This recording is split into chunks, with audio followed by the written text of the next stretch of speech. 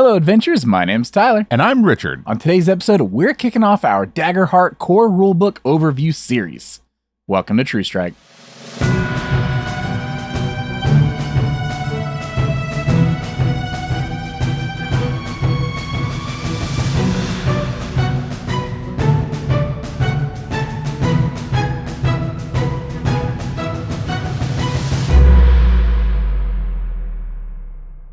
Howdy, folks, and welcome back to the show. And howdy to you as well, Richard. Oh, why, thank you. You heard him right. We are kicking off our overview of the core rulebook. Yeah, we're going to be breaking down week to week, chapter to chapter, the Daggerheart Core Rulebook.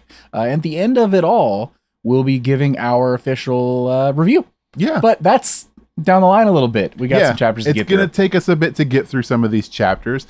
Some of these might be a little bit longer than the hour-long episodes that we usually host up, just because, you know, we're gonna try not to get too deep into the analytical weeds, but when we start talking about things, we get excited about the things we're talking about and maybe go on some slight tangents. Yeah. And some of these chapters are longer than others. True, 100%. Yeah. It's one of those things we're going back and forth already, you know, like discussing this between each other, and we're like, all right, well, we're not going to dive into every little detail of every ancestry and every class, but all the things we really, really like and stick out to us, we will.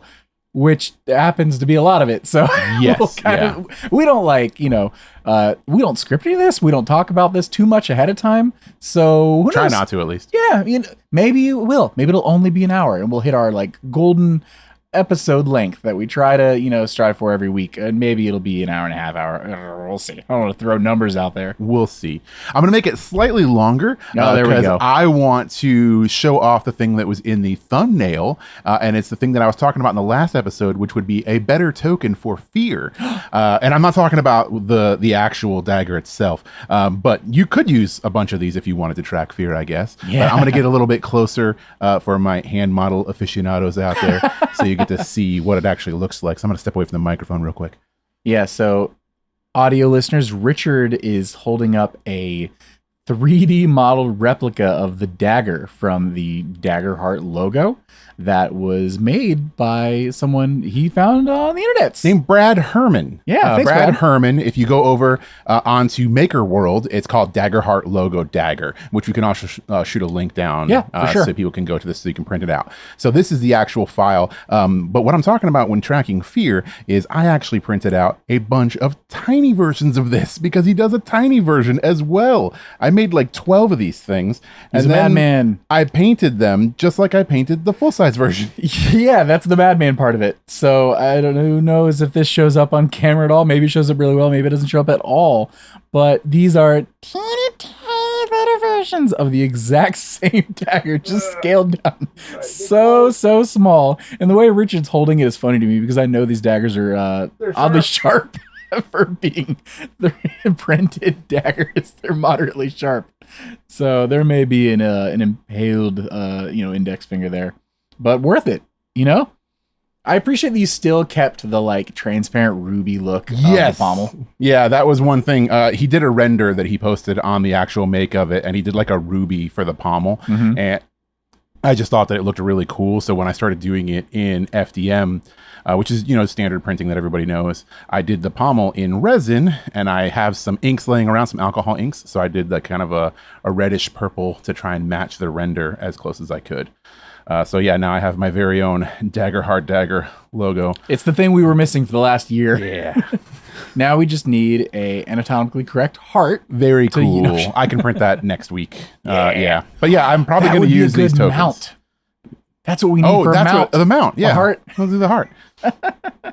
Yeah, if I had more time to do more with this, I was going to be super extra, and I was going to print out the flame and smoke that's coming off the real logo, and then break out the airbrush and do the color fade to have with it as an actual mount, which I might still do that and make an actual mount for this that sits and uses that kind of graphic design behind it. And we'll see when we get there. Yeah. But yeah, if you want to check out Brad Herman, he was so gracious enough to let me talk about him and show it to you guys on the podcast. So thanks, Brad. Yep, we'll link that down below. Anyone who's interested. And Richard, you said if you were a little more extra, had a little more time, you made tiny ones. Well, okay. I wanted the tiny ones. Not only tiny ones, you painted them to match. Yeah, I think it's cool. It's really cool. I want to use them as tokens in the game, so no, it's cool. It's cool. I'm gonna use fish beads or whatever. So anyway, back to the actual game itself. Chapter 1. So we're going to be focusing on chapter 1 today. Yep. There is a little bit of text and stuff, a couple pages before chapter 1. That's going to go over your golden rule of Daggerheart and things like that. We're talking, important things like the game is all about having fun, ruling over rules. At the end of the day, it's all about the spirit of the game. Don't try to break the game, just to be like, ha, GM, I did a thing and you can't say otherwise, 'cause that's not how it's going to go. At the end of the day, this is about everyone at the table having fun together and telling a nice, fun, cool story. That includes the GM and the players. This is not an adversarial sort of game. Don't treat it as such. And general vibe, things like, you're going to want, 2 to 5 players. Here's, what you can use tokens for. You're going to need a game master, what kind of dice you're going to need. It talks about the cards and character sheets and stuff that you can find, printouts for those online on their website. I can link that below as well again. And just overall, hey guys, this is kind of vibe on what you're going to want to know about this game before really learning the rules of this game. Yeah. So without further ado, Richard, you want to start off chapter 1? So chapter 1 starts off with preparing for your adventure, which gives us kind of like the world overview. And what this really covers is essentially the core realms of the world. Now, this is something that I thought was really cool to introduce, because as free form as this system is, they didn't have to do this, but it gives you like a really good kind of like starting place. And it's not like we're not talking about anything groundbreaking here. So basically what we have everything set up in is the beginning, which is the mortal realm, which is what everybody thinks of. So this is the mortal realm that most of your adventures are going to exist in, right? Yep. So this is what everybody's kind of used to. And then you have the hollows above. So this is where like the higher gods would be, where you can still communicate to the gods. So like this is where people think of when you think of like, I guess like paladins traditionally, and they like have a patron that they're talking to, or like a god that's above. And then you have the circles below. So this is, your lower tier. So this is where the demons and stuff reside, right? So this is not like anything groundbreaking. Like I said, this is like kind of your traditional core realm kind of separation. And then the realms beyond, which is like the elemental lands, the astral plane, the valley of death. So this is kind of, like I said, just like the starting point for like, these are the realms in which your adventure is going to be taking place. And this is kind of like a basis to begin to build your world or the framework that you're working in off of. Yeah.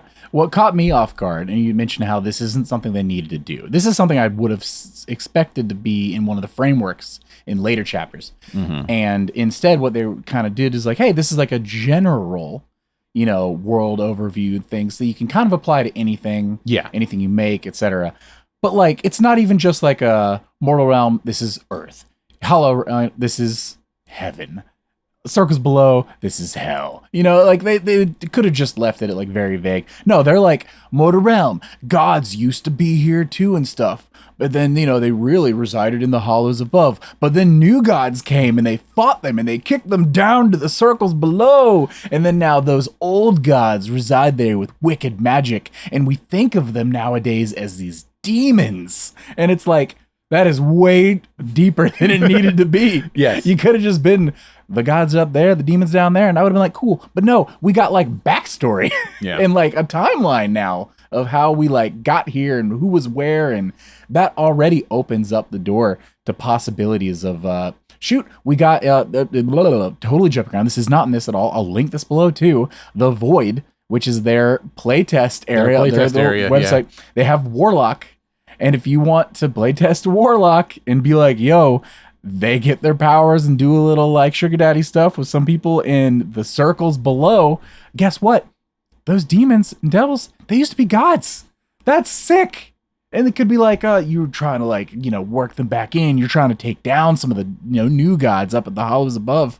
It's so cool. It's so unnecessary. We're already rambling on the first page. So I apologize. I'm going to step down for a minute. No, you don't have to step down. But yeah, no, it was really cool. I like it. Like I said, it wasn't something that was necessary, but it is like a cool place to begin your world building and stuff like that. So if you wanted to play with it in the existing frameworks, that's cool. If you want to start building your own frameworks or world, you don't have to use this, obviously, but it is there as a good jumping off point, and it's as good as any. So yeah. I'm already like the world building just starts flowing as soon as you get into it. Next, it starts telling you about magic and spells and things. Different characters, classes and things are going to use different kind of domain cards and abilities in this game. And there's ones that are going to have magic. And then there's those that just kind of just won't. And it gives you an overview of like, hey, magic is, and Daggerheart is powerful, but also dangerous, which means that, for doing some of these spells, you're going to have rolls to like see if you can get them off sometimes. And there are spells that just kind of happen, but those are, of course, your weaker spells. That might be, if you're comparing system, it might be like, your equivalent of like a cantrip or something like that. But most of the time, these things you're going to be doing, they're going to be limitations. You might have to take on some stress, which you have a finite amount of. You might you have to use some hope, which it's a currency, but it's a currency you're going to be building up often, as long as you're rolling and playing the game, which, hey, guess what? We all should be. So it just gives you a general vibe and take on, spells and how that works. They also mention flavoring the game. Now, this ties into spells, of course, but also your melee attacks into your character and your ancestry and everything, and just your weaponry. If Richard wants he's like, oh, I really want a dagger for the stats, but I'd really like it if it was like that really sharp pointy blade, the thorn that Yuri uses in Spy Family. I'd be like, yeah, of course, go for I'm saying Yuri. Your uses in Spy Family. And I'd be like, 100% go for it. I don't care if the book's like, oh, it's a handled whatever. You just use whatever you want. Or he could be like, oh, I want I ripped off the stinger from a scorpion, and I want to use that in like fashioned a weapon. 100%. Totally. As long as it works mechanically, you just skin anything in this game, including your spells. So you can make anything look like whatever you want it to look like. If you're making things as like you're trying to, fit in like a artificer sort of vibe is what you're going for, or a druid that, you're like, you're accessing flame elemental and stuff. And instead of, conjuring fire out of nowhere, maybe you have little gas pouches and stuff you're igniting to create the fire. This is a game all about flavor and fun. Yeah, flavoring has always kind of been a thing that they've talked about in the past, and it's not like something that's new to the TTRPG scene in general, at all. But it seems like it's really more welcomed in this setting, and you can see that like spill over into the things like the frameworks when you look at something like Motherboard, for instance, that is all techie, and you got to think of like Horizon, the video game, when you're trying to think of like what that world looks like, and that one has a lot of flavor there because everything is mechanical, right? And you're thinking of magic in the terms of magic sometimes, but a lot of times technological magic and stuff like that. So that's what I really enjoy, that whole idea, how they're embracing this whole thing, that which is the core mechanics are staying the same, but the flavor, how you want to play the game and how you want to visualize the game matters. Yeah. It's not just welcome, it's encouraged. Yeah. So that's love it. There's a few things that have drawn Richard and I to this system since the beginning, and this is honestly one of the main things. Yeah. Next thing, we're moving right along into the beginning of character creation. Yes. So character creation is really cool. This is one of my favorite things about this game, and like I love a lot of things about this game. But getting into the meat and potatoes of character creation is super, super fun. Our very first episodes of talking about Daggerheart was character creator at the very onset of the open beta, and that was a 2-part episode. Yeah, exactly. That was like what, like 2.5, 3 hours between the two. So we're not gonna try to sit on this too long. No. But we are gonna We're gonna talk about it. the classes and the Yeah. ancestries and stuff. So Yeah. So they start out with this thing talking about the importance of having a session 0, which we've talked about countless times on this channel. We love a session 0. There's just so many benefits to having it. I think it's even more important in this system. Yeah, more important in this system too. There's thinking about character concepts. So this is a good thing to sit down and think about like what kind of character that you want to play and the kind of concepts that you want to play with to kind of help you come up with how you're going to build this character. Yeah. And that's also a collaborative thing between you and your game master too. Absolutely. Bouncing character ideas off of them and figuring out what fits best in the world that they're going to be playing you through. Yeah, if you're listening to this because you're thinking about getting into Daggerheart and you've never played a TTRPG before, we're going to try to really explain what some of that stuff is. Session 0, for example, is just that. It's the session where everyone gets together and kind of starts figuring out some of these things, adding stats to the page, figuring out your starting equipment, and sometimes, actually doing a little bit of gameplay where your characters get to meet each other and set up the environment and just like get the story baseline going before the game starts in a full sprint, on your first session. So it's a lot of times it's good to have that session 0 because in that little bit of gameplay, you might figure out, oh, actually, you know what? Now that I started playing this character, it's not exactly what I imagined. And it gives you some time to like tweak things. And if this really is your first, game, if you're a couple sessions in and you don't like something about your character, talk to your GM. They're more than likely going to be totally fine with you doing some changes. So no big deal at all. Character concepts, that's something you're going to want to start thinking of right now. Yeah. You want to start theorizing and planning and fantasizing about characters you're never going to get to play and ones that you might maybe just cross fingers and get to play. And then once you've all right, this is the one, or these are the couple I want to do, then you bring in your GM in too. And that's when you start pitching ideas back and forth there. And then that leads you to your session 0. A little backwards, but yeah. So that's how I recommend doing it. Yeah. The other important part of concept comes down to choosing your class too. Now, some people do this in that backwards kind of a way. So they come up with a character concept, which means the personality of this person and their history before they even decide their class. But it's perfectly fine to also build your character around the class that you want to be. Because if you know what class you're going to be, that kind of help to build out what this character's past is going to be a lot easier because you know what kind of person that they are. But yeah, choosing your class is the step 1 they consider of creating your character. So that is choosing your class and then subsequently thinking about what your subclass is going to be. You don't necessarily need to choose it like I said before, creating the concept of your character, but it does help a little bit. Yeah. It's one of those things where if you're starting to come up with your concept and everything, and you want to be a rogue, you want to be the sneaky, hidey in the shadows, going in for that, sneak attack damage sort of thing. You don't need to know your subclass out the jump. But with the, to skip ahead to that a little bit, the subclass for the rogues, you've got, I believe off the top of my head, it's Nightwalker and Syndicate.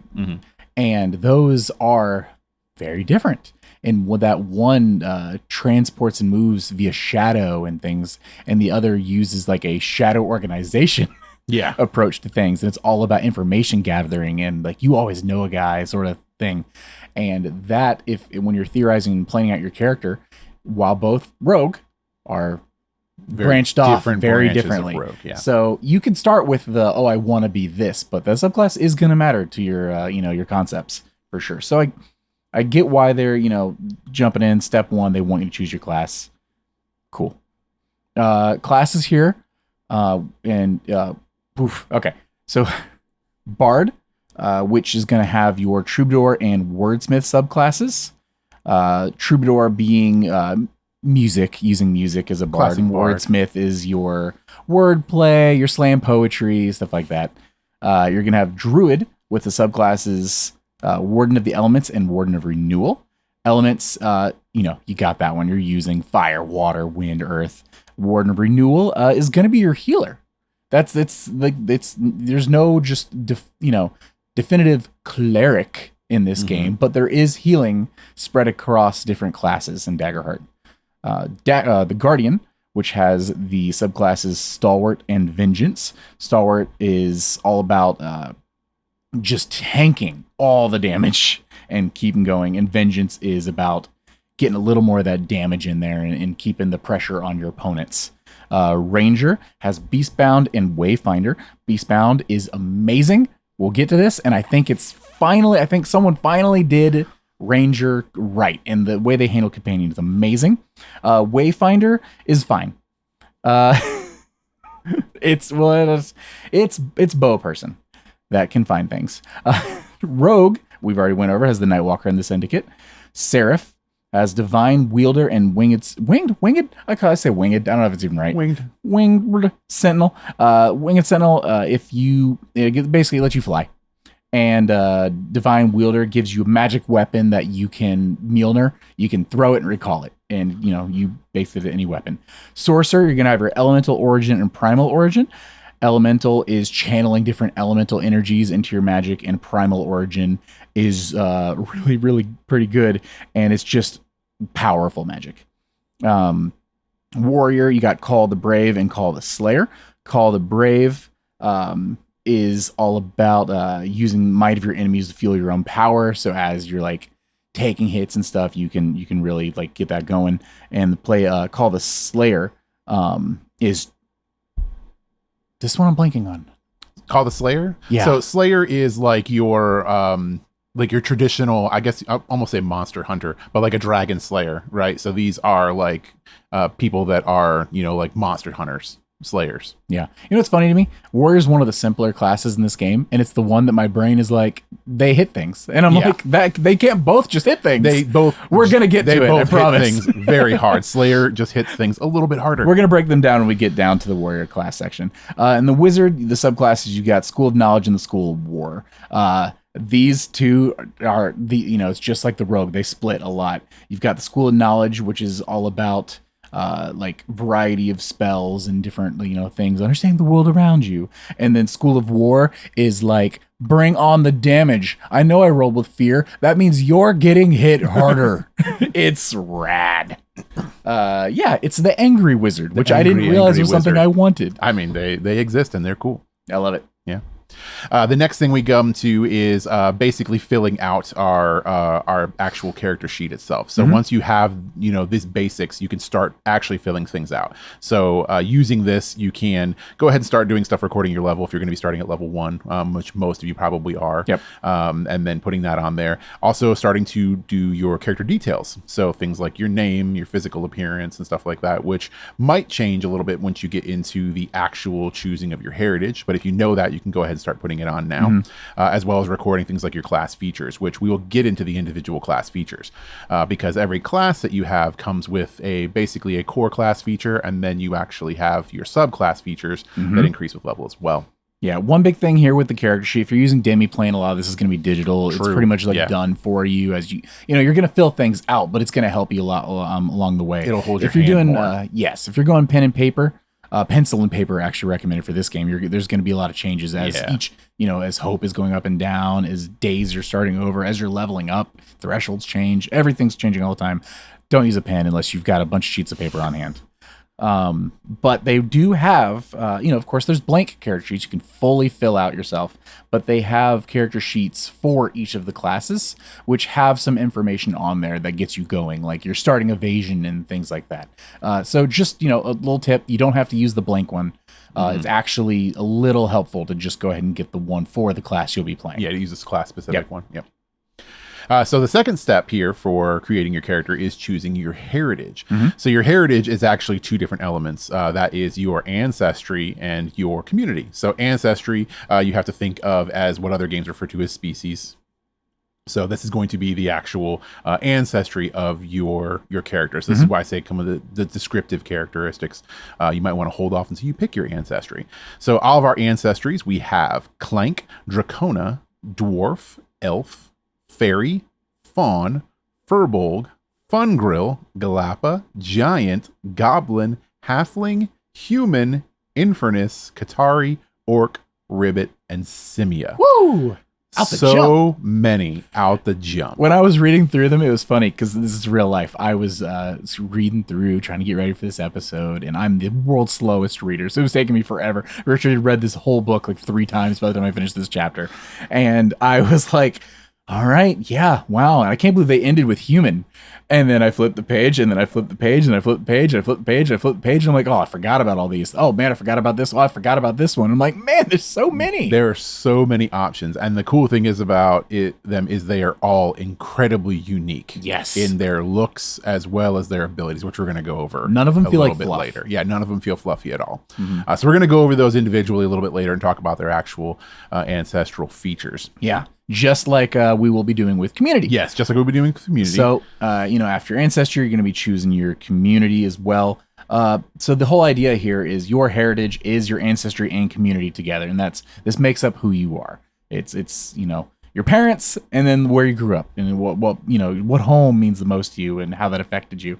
The options here, you've got your highborn, your lowerborn, your orderborn, ridgeborn, seaborn, slyborn, underborn, wanderborn, and wildborn. Just like with the ancestries, we'll be getting to those a little bit later.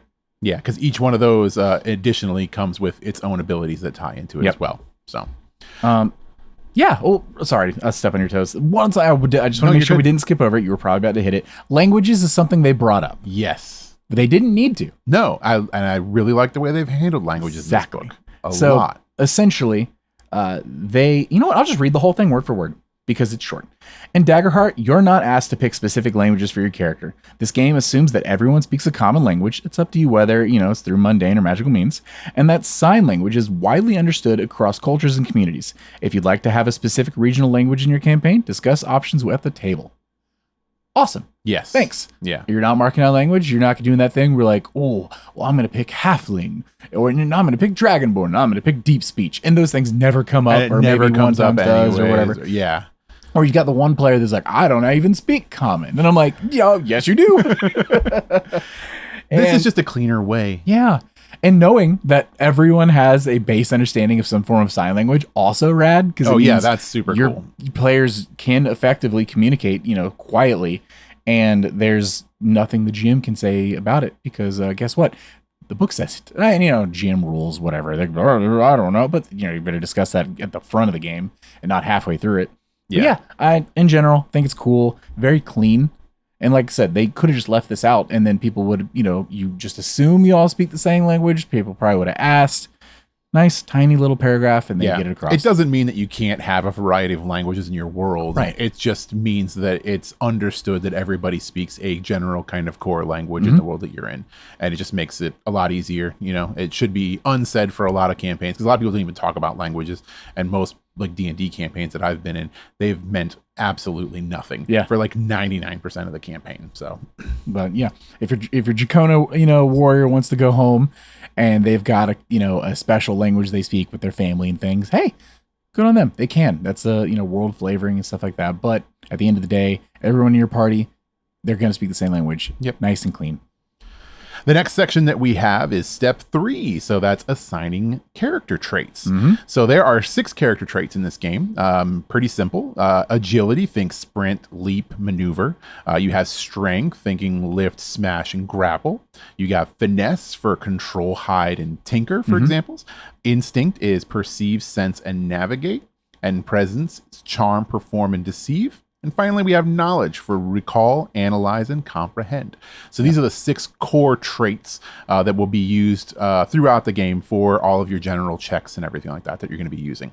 Now, the thing I love about this system is the trait modifiers.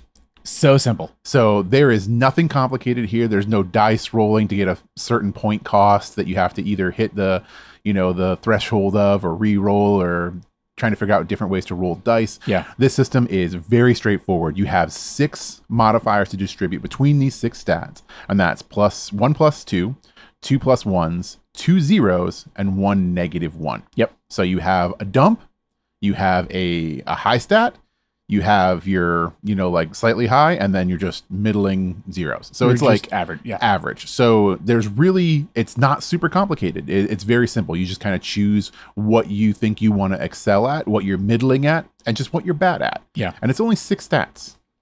And I like this. A lot of, the thing I like about this game is sometimes I want to be put in a box as long as the box is really nice. Yes. Like, I like the box I'm in. I don't mind being here. In fact, I kind of like it, because it is open as it is, next door to my box. sometimes it gets really crazy.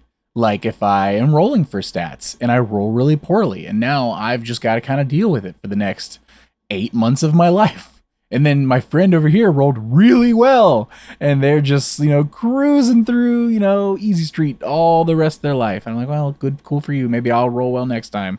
Everyone's on an even footing here. You just put your stats where you want.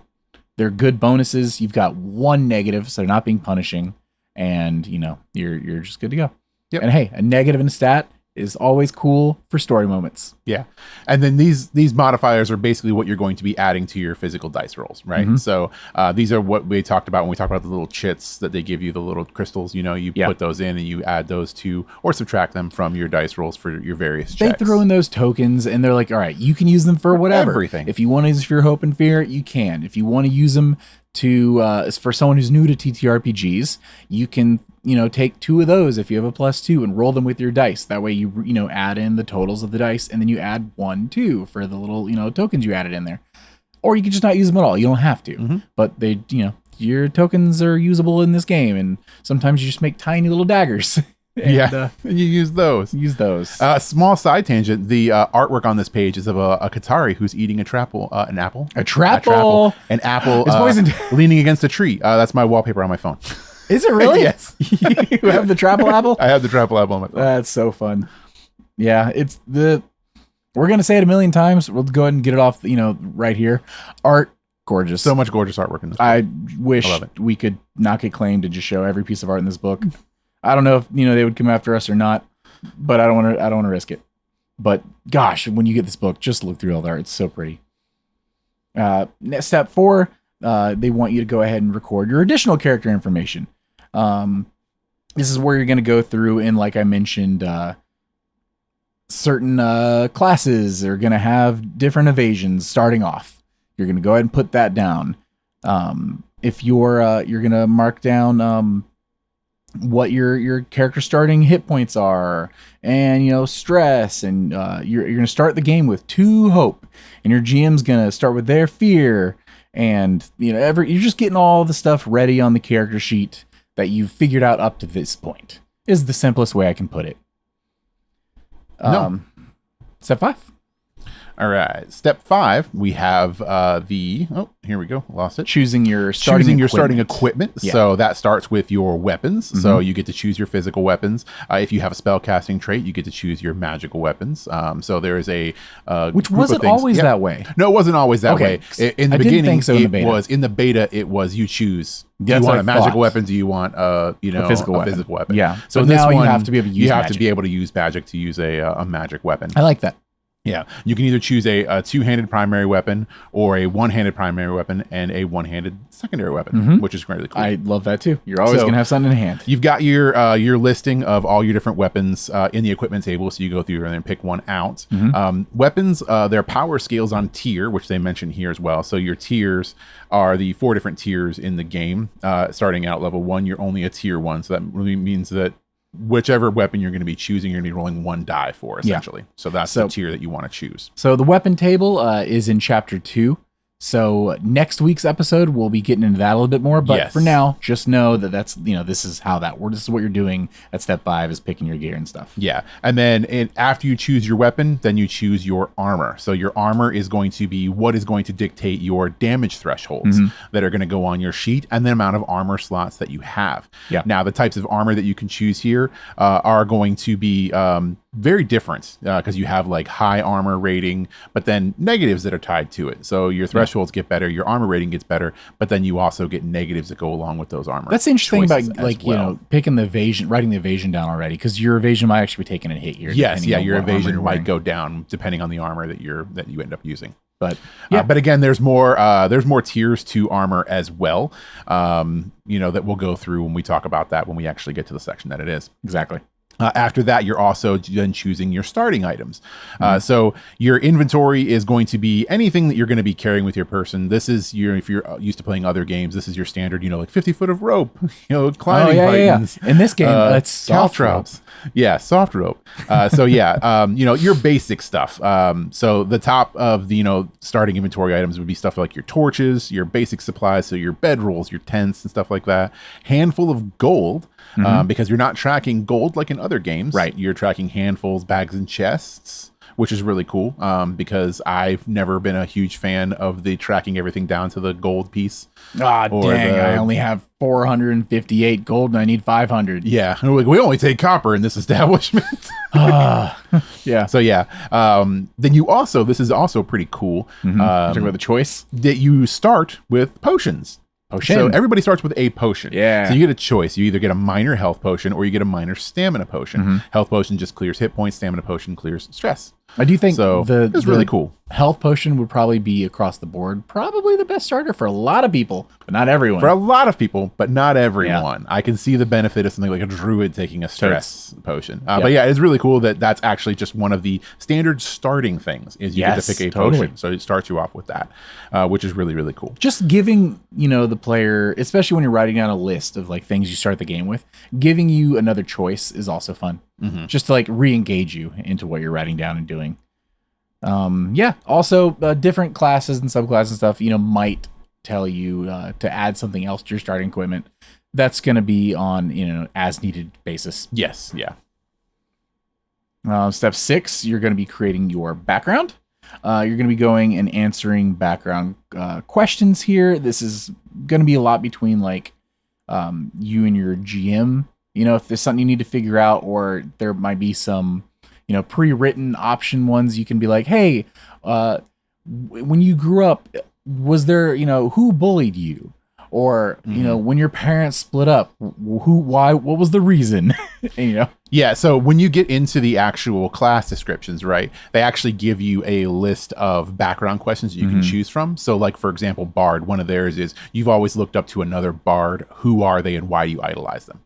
So these are not necessarily things you have to use, like you said. No, these are suggestions that you can use to kind of help build your backstory. If you have a better background question, then great. Totally. And that's the whole like speak with your GM part of it, because especially if you're like, oh, I don't like these, you can workshop back and forth and see if there's something that maybe they have a question for you can fill out, or maybe if you're really drawing a blank.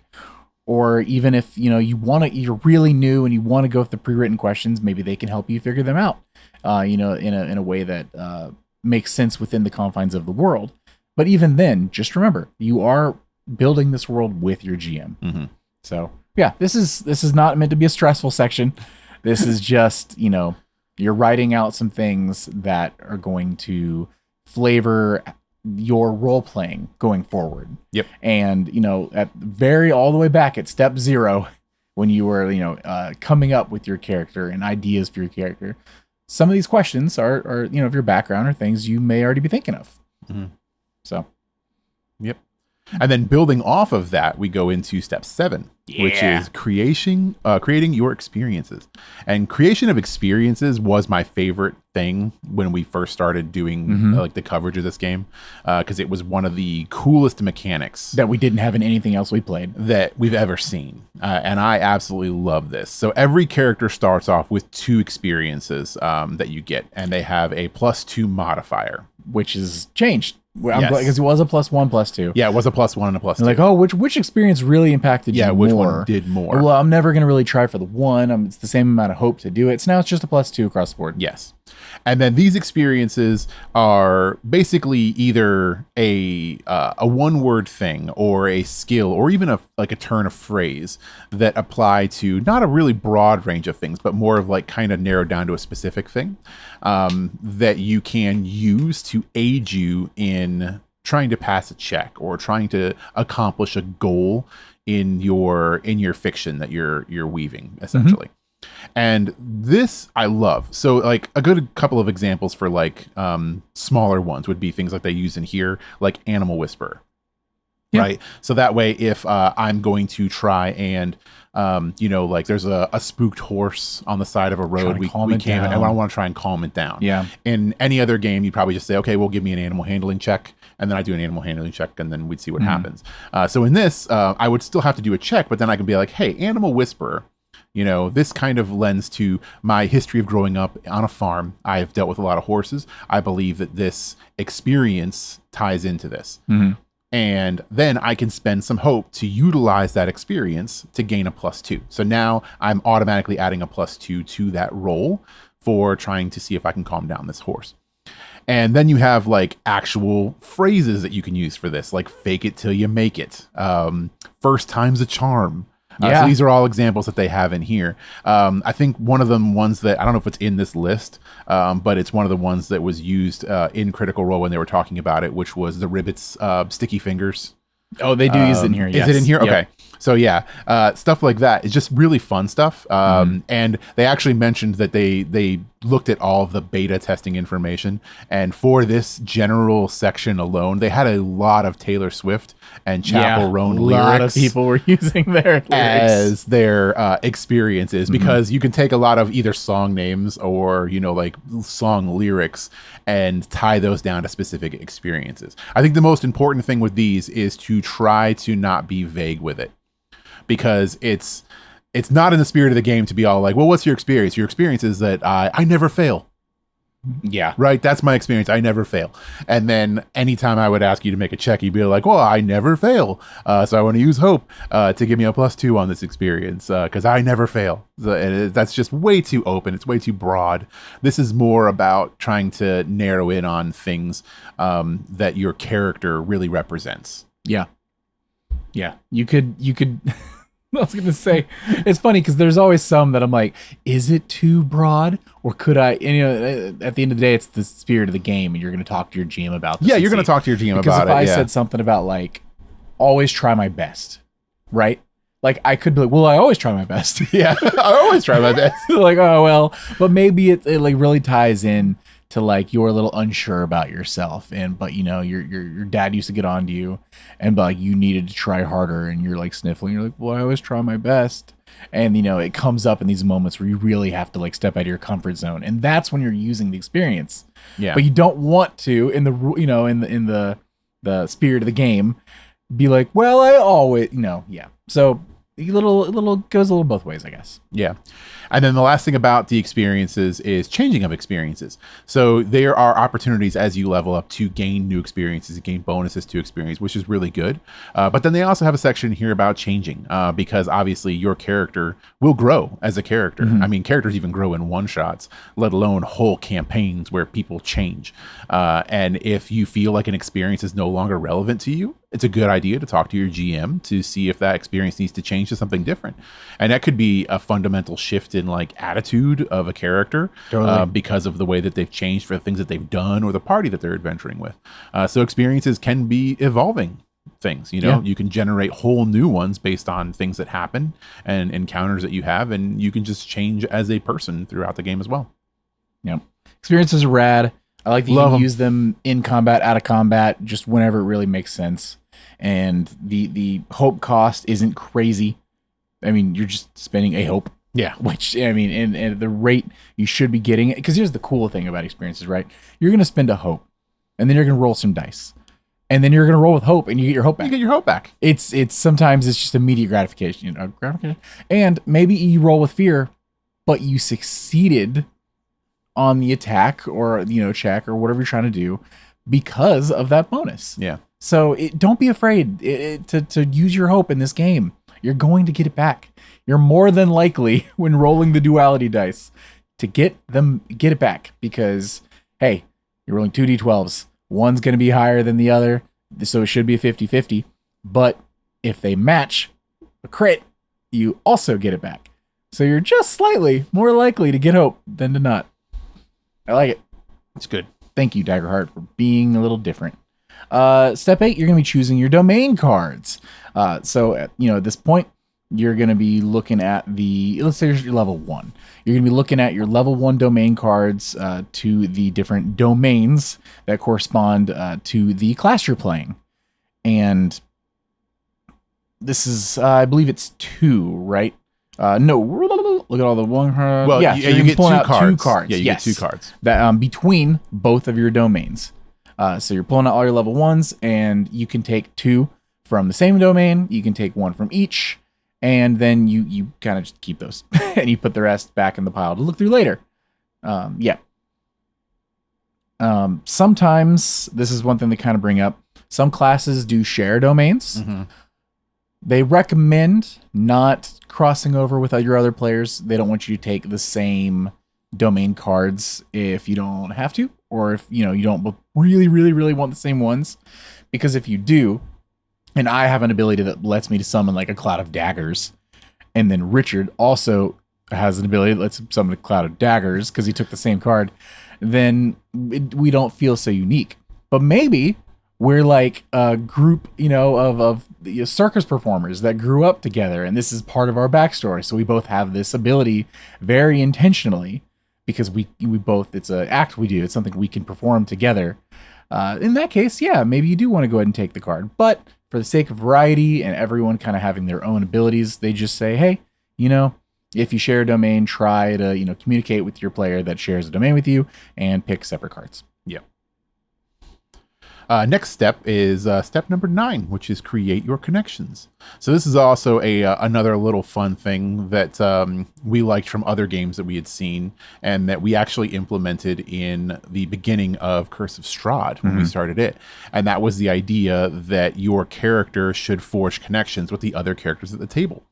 And this is something that we first encountered in Alice is Missing, correct me if I'm wrong, where we talked about the connections that those characters made. It was one of the core mechanics of that game when starting it. Very important. And we were like, man, this is awesome. Let's use this in future games. And we did. And now it's part of this game, which is even cool. We don't have to shoehorn anymore. It's just part of it. It's just part of it. Yeah, thanks, Spencer Stark. And really what it is it's just coming up with ways that you connect to the other people at the table, to give you a little bit of history with those characters before, you guys are setting off from the tavern to head out. And it doesn't have to be like that you guys grew up together or anything like that. It could be, recent connections. It could be things that happen. Whatever it is, it's just the idea of the spirit of something that brings the characters together, and it really gives you more perspective on the other people at the table, especially kind of like their headspace as a character and where they're at, especially when they start talking about those connections. Because a lot of times people will come up with stuff that you wouldn't even consider.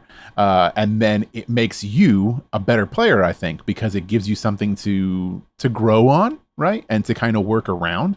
And I think it's just super fun. It's super great. It's so fun to come up with these kind of things and to try and work with the ones that people come up with for you as well. Yes. Especially when someone kind of puts you like off balance. Yes. You weren't expecting this. Yes, you weren't expecting it. Oh, maybe I am a little shy. Maybe I am a little, I don't like to come out of my shell often. And you approached me first, and okay, and now you kind of start to like, rethink your character, and yeah, I like this better. And it kind of puts you in that mindset where you give a little, and then you give them a little, you take a little, you give. It's just fun.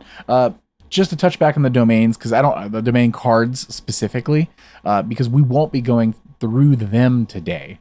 That'll be like a later episode. I just want to make sure I didn't gloss over it too much for those who don't know what the domain cards are. This is where the majority of like your abilities and spells come from. So what we're saying when you say you're taking 2 domain cards, you're picking 2 abilities or spells that you're gonna want. Yes. Some of the domains have things like it's called Grimoire. That has like multiple that have multiple smaller spells and things like that. Either way, this is where your spells and abilities should come from, other than some like class specific stuff. So yeah, that's what those are.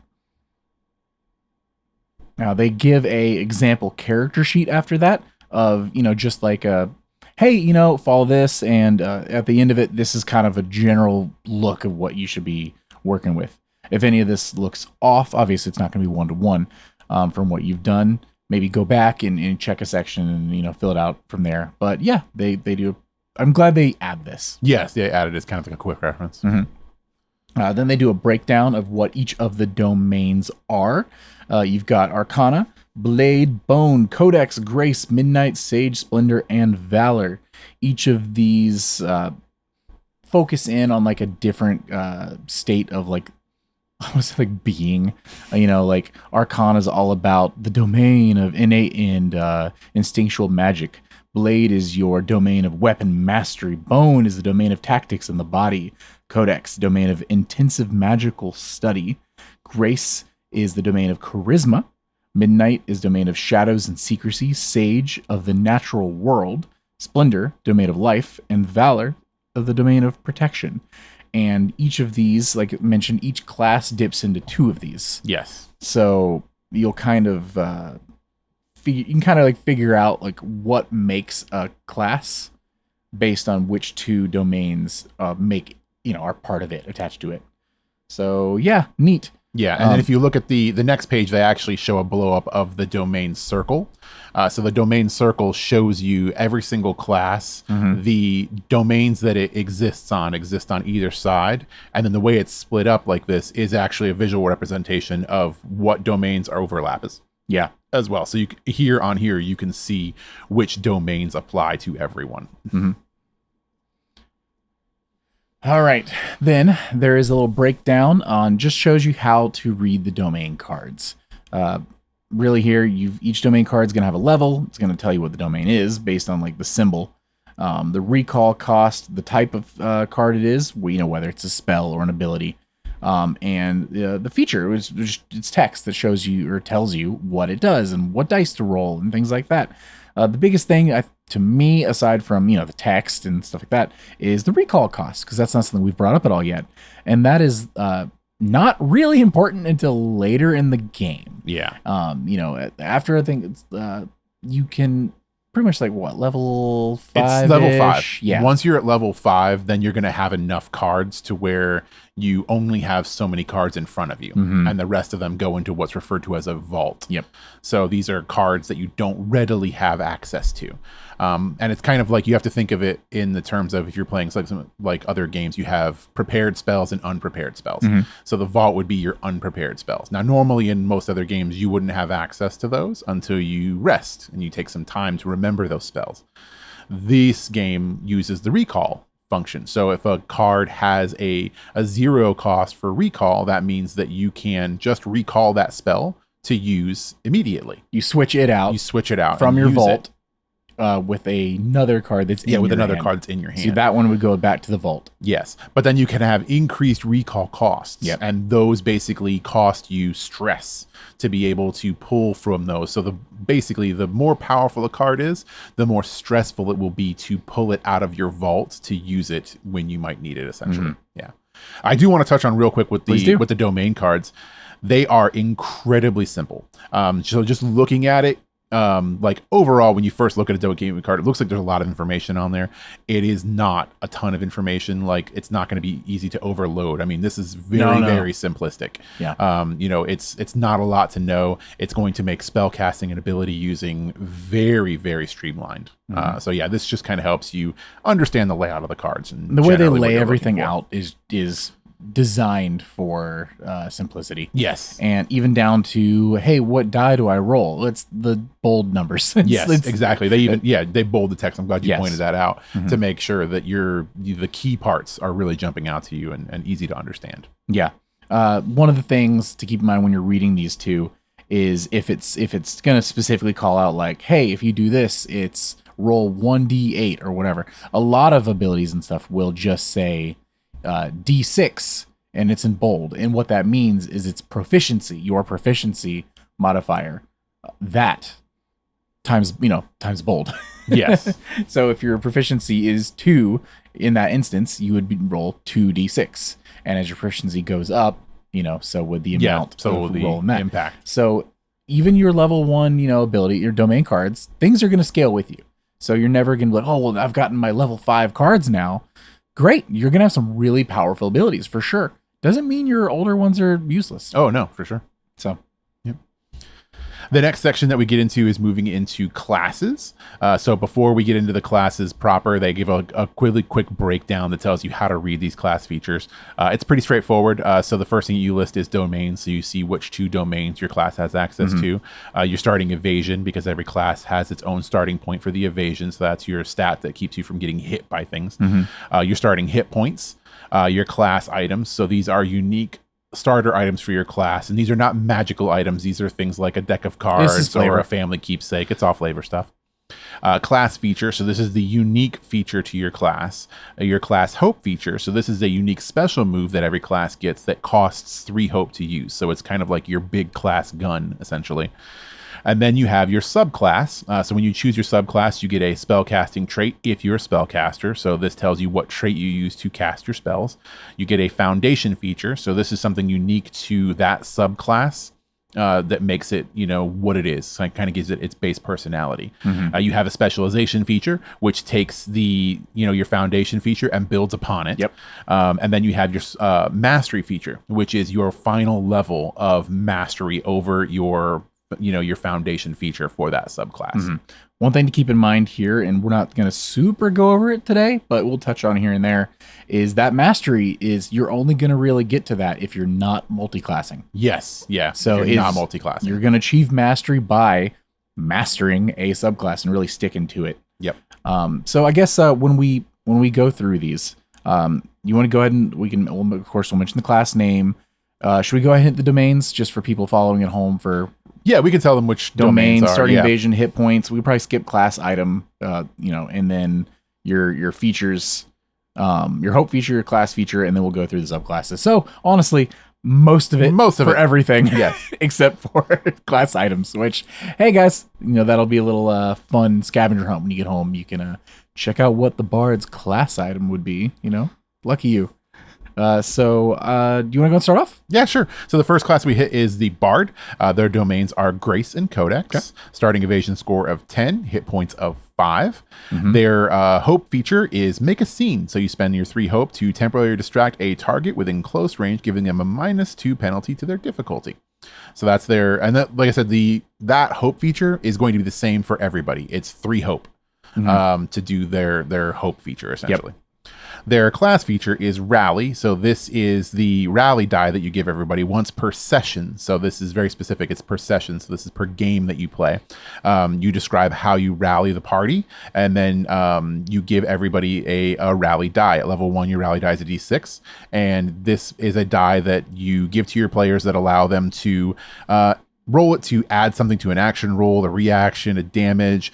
They can clear a number of stress based on that rally die. Super powerful. Yeah, which is very powerful. And then your rally dies are only good for that game. So as soon as that session is over, that game for that night, your rally die goes away. Yes, so it kind of pushes people to use it. Session based, not long rest based. Yeah. And then, of course, as you level up, your rally die increases. Yeah. So level 5, it's going to become a D8. Yep. Something to put a little split right here real quick. All of that is Bard. Yes, that's so Bard. No matter which subclass you choose, you're gonna get all that. Yeah, that's the class feature. Every class is gonna be like this. Yes, we're gonna tell you the base class stuff and then the subclasses. So from here on out, it splits. It splits, yeah. Okay. So now we have the 2 different subclasses. The first, which is of the Troubadour, which is the traditional bard you think of when you think of bard, so music players. So their spellcasting trait is Presence, and then their foundation feature is gifted performer. So this is a song that you can play once per long rest. You can play each one of these songs 1 time per long rest. So there's a relaxing song, which you and all of your allies within close range clear a hit point. There's an epic song, which makes targets within close range temporarily vulnerable. There's a heartbreaking song, which you and your allies all within close range gain a hope. Oh, so good. So yeah, you just get to play one of these songs, each one of these songs 1 time every long rest. That's the foundation. The specialization is Maestro. So this means when you're rallying songs, steal the courage in those who listen. So when you give your rally die to an ally, they can gain hope or clear a stress. So this happens at the beginning of every session. So kind of builds upon your class feature of Rally. And then you have your mastery feature, the final, which is Virtuoso. You are among the greatest of your craft, and your skill is boundless. You can perform each of your gifted performer songs twice instead of once per long rest. So this allows you to sing a total of 6 songs throughout the day to boost your allies. Yeah, really doubling into the fact that you're the music bard. Yep. The second class is the wordsmith. So this is the slam poetry as you described it. Their spellcasting trait is presence. Question. Yeah. Because this is something I wasn't paying attention to Shoot. in my initial read through. Between subclasses, have you noticed spellcasting traits changing? Between subclassing. Yeah. So I think it does like once. Okay, but so it's that is not something we all should, over the place. So that's something we should, we should keep go an eye ahead. for. Okay. Yeah, keep an eye out for that. So the foundation feature for the wordsmith is rousing speech. So once per long rest, you can give a heartfelt, inspiring speech, and all your allies in range clear 2 stress. Far range too, which Very, is very good. Which is really good. The other one is Heart of Poet. So after you make an action roll to impress, persuade, or offend someone, you can spend a hope and add a D4 to it. So a little boost for that. Yep, and that one's not a once per long rest. That's No, something you just got. That's just you can spend do. the hope. Yeah, you spend the hope. Their specialization feature is eloquent. So your moving words boost morale. Once per session, when encouraging an ally, you can do one of the following. You can allow them to find a mundane object or a tool that they need. You can help an ally without spending hope. So this means you can do an assist without using hope as a currency. Or you can give them an additional downtime move during their next rest. Downtime moves are something that we will eventually get to. Yes, But really these are things that you important. do when you are resting, basically, that allow you to move things forward. Their mastery feature is epic poetry. So your rally die increases to a D10. So it goes from a D8 now to a D10. So you're only going to get this if you master. Additionally, when you help an ally, you can narrate the moment as if you were writing a tale of their heroism in a memoir. When you do so, roll a D10 as your advantage die. Yeah. So very cool. What's funny to me is, D8 to D10, whatever. Okay, it's only a 2, but if you're really role playing and you do that whole, writing the tale as if it's heroism in a memoir, which, come on, guys, it's Daggerheart. Daggerheart. You should be doing it. Yeah. Do it. Just do it. Have the fun. Rolling with advantage is what is the real mastery for me. D10, cool. Advantage. There we go. So I'm into it. Next here, we've got the Druid. Oh, man, I got the long one. I messed up, guys. All right. Domains for the Druid. We got the Sage and Arcana. Starting evasion is a 10. Starting hit points is a 6. So we're already seeing a slight increase. Starting evasion is the same as the Bard, but the starting hit points go up 1. There's a reason for that. And it's that druids have a decent chance of being a little more up in the fray. So having a little more hit points, not necessarily a bad thing.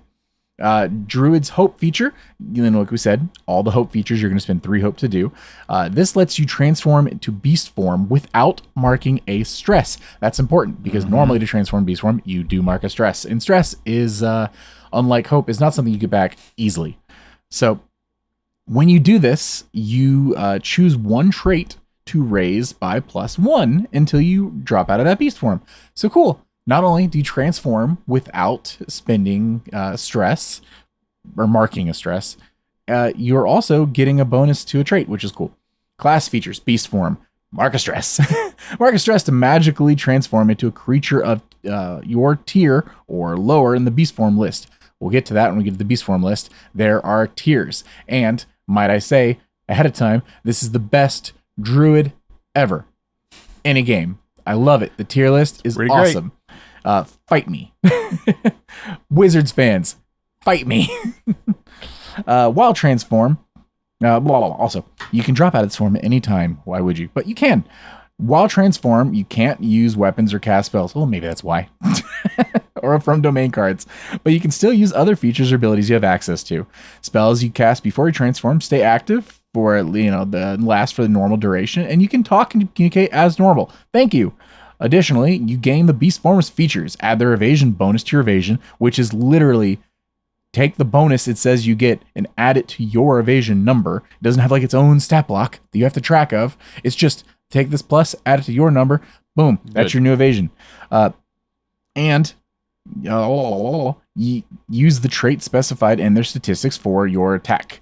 While you're in a beast form, your armor becomes part of your body, and you mark armor slots as usual. So your armor is marked the same even. So not another thing you gotta track. It just is what it is.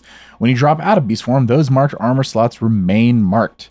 If you mark your last hit point, you automatically drop out of this form, which makes Understood. sense. It's not like a old, original 5e or something where when you hit 0, you just go back to normal. You're just, this is your health. This is your armor. They don't go away. It stays. Wild Touch. You can perform harmless, subtle effects that involve nature, such as causing a flower to rapidly grow, summoning a slight gust of wind, or starting a campfire at will. Wow. So that's all the base druid stuff. Now we break into the subclasses. We're going to start here with the Warden of the Elements. Your spellcasting trait is Instinct. Foundation feature, Elemental Incarnation. Mark a stress to channel one of the following elements until you take severe damage or your next rest. Now that means long rest or short rest. Fire. When an adversary within melee range deals damage to you, they take 1d10 magic damage. Cool. Earth. Gain a bonus to your damage thresholds equal to your proficiency. Water. When you deal damage to an adversary within melee range, all other adversaries within very close range must mark a stress. Air. You can hover, gaining advantage on agility rolls. All of these are really good. Yes. So, yeah, just go with your favorite, really. I mean, you min-max one way or the other, absolutely. There's some cool character builds you can play here. Specialization is Elemental Aura. Once per rest while channeling, which is, the first ability there. You can assume an aura matching your element. The aura affects targets within close range until channeling ends. Fire. When an adversary marks one or more hit points, they must also mark a stress. Earth. Your allies gain a +1 bonus to strength. Water. When an adversary deals damage to you, you can mark a stress to move them anywhere within very close range of where they are. Air. When you or an ally takes damage from an attack beyond melee range, reduce the damage by 1d8. Finally, we've got the Mastery, Elemental Dominion. You further embody your element. While channeling, you gain the following benefit. Fire. You gain a +1 bonus to your proficiency for attacks and spells that deal damage. Earth. When you would mark hit points, roll d6 per hit point marked. For each result of 6, reduce the number of hit points you mark by 1. Water. When an attack against you succeeds, you can mark a stress to make the attacker temporarily vulnerable. Air. You gain a +1 bonus to your evasion and can fly. Y'all, don't forget these stack. You got to follow this all the way down. Yep. So you're not just getting that mastery. You're getting the mastery, the specialization, all the way down to the foundation when you channel each of, one of these elements. Yeah, each one of these elements. This is cool. There's a lot of cool stuff there. Yeah, I think it's very powerful. A lot of flavor. Good time all around. And then something I didn't expect from the druid, the Warden of Renewal. This is your medic druid.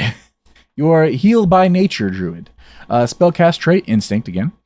Foundation features, Clarity of Nature. Once per long rest, you can create a space of natural serenity within close range. When you spend a few minutes resting within the space, clear stress equal to your instinct, distributed as you choose between you and your allies.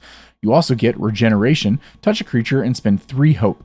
That creature clears 1d4 hit points. That is all your foundation. Also, very good ability. Specialization features, Regenerative Reach. You can target creatures within very close range with your regeneration feature. So no longer touch, now you can do very close range, which very close is the equivalent of 10 feet, I believe, if you're thinking of other systems. Warden's Protection. Once per long rest, spend 2 hope to clear 2 hit points on 1d4 allies within close range. Also rad. In that one, you're not having to spend any, hope or stress or anything to do. Just once per day, you're gonna be able to do some healing, some group healing. Unless you roll a 1, then just some regular healing. Some solo healing. Mastery, Defender. Your animal transformation embodies a healing guardian spirit. When you're in beast form and an ally within close range marks 2 or more hit points, you can mark a stress to reduce the number of hit points they mark by 1. So you transform, into, whatever you're going to transform into anyway, but you're going to flavor it in this instance to be this like healing guardian version of whatever you turn into. And the ability applies, but just more flavor added on top of an already extremely flavorful game. Oh man. All right. Richard, I can't breathe. You want to take over? Well, so I was going to say, the next thing we have on breathe. here is beast form options. We could read every single one of these stat blocks, but we'd probably be here for an hour and a half. We might have to do a druid episode just reading these. So let's suffice to say, the way that they've done druids here is very cool. So they've separated all of the beast forms into 4 different tiers.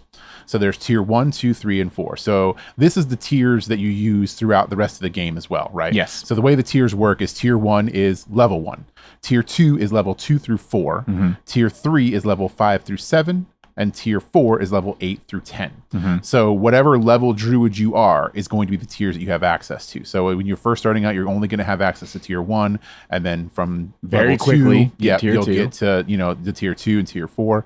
So it's going to expand very quickly once you start to level up. And basically, each tier has a set number of types of animals that are within it. They're not actually specific things. So they're things like in tier 1, an agile scout or a pack predator. So it doesn't tell you what kind of animal it is. It's up to you. It does and give you some examples to come up with that is. It does give you leading examples. So obviously pack would be things you think of like a wolf or a hyena or something like that. Yeah. And the agile scout would be like a fox or a mouse or a weasel. So it gives you kind of like the basics, and then you choose the actual animal that you're morphing into at the discretion of you and your GM. And then you use the stat block that's given.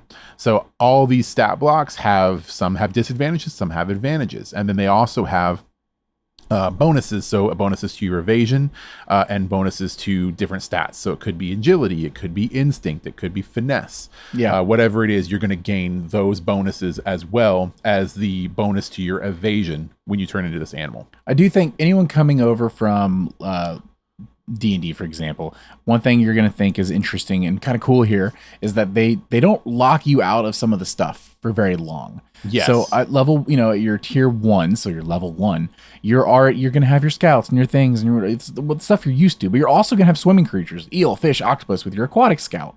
You're going to have tiny like insects and stuff with your tarantulas, wolf spider, stalking, arachnid is the type you can turn into. But really quickly at tier 2, level 2, you have winged beast. So your hawks, your owls, your ravens, etc. So you get your flying very quickly at level 2. Yeah. So they're not like time gating you. Yeah, they're not time gating you before you can fly. Yeah. It progresses pretty quickly. Yes, and progresses is a great way to put this. Some of the the power and abilities definitely scale as you move through different tiers. You get to a point where you're becoming mythic hybrid animals like chimera, cockatrice, and stuff. And the feature of that one is to transform into this creature mark 2 additional stress.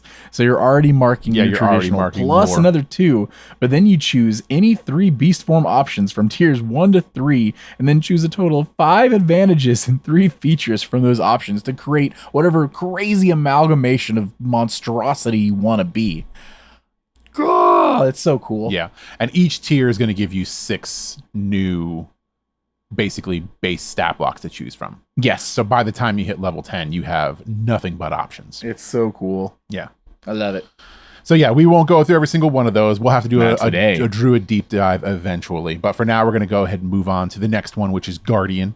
So the Guardian class has the domains of Valor and Blade. Starting evasion of 9, starting hit points of 7. Their hope feature is very straightforward. You clear 2 armor slots. It's good.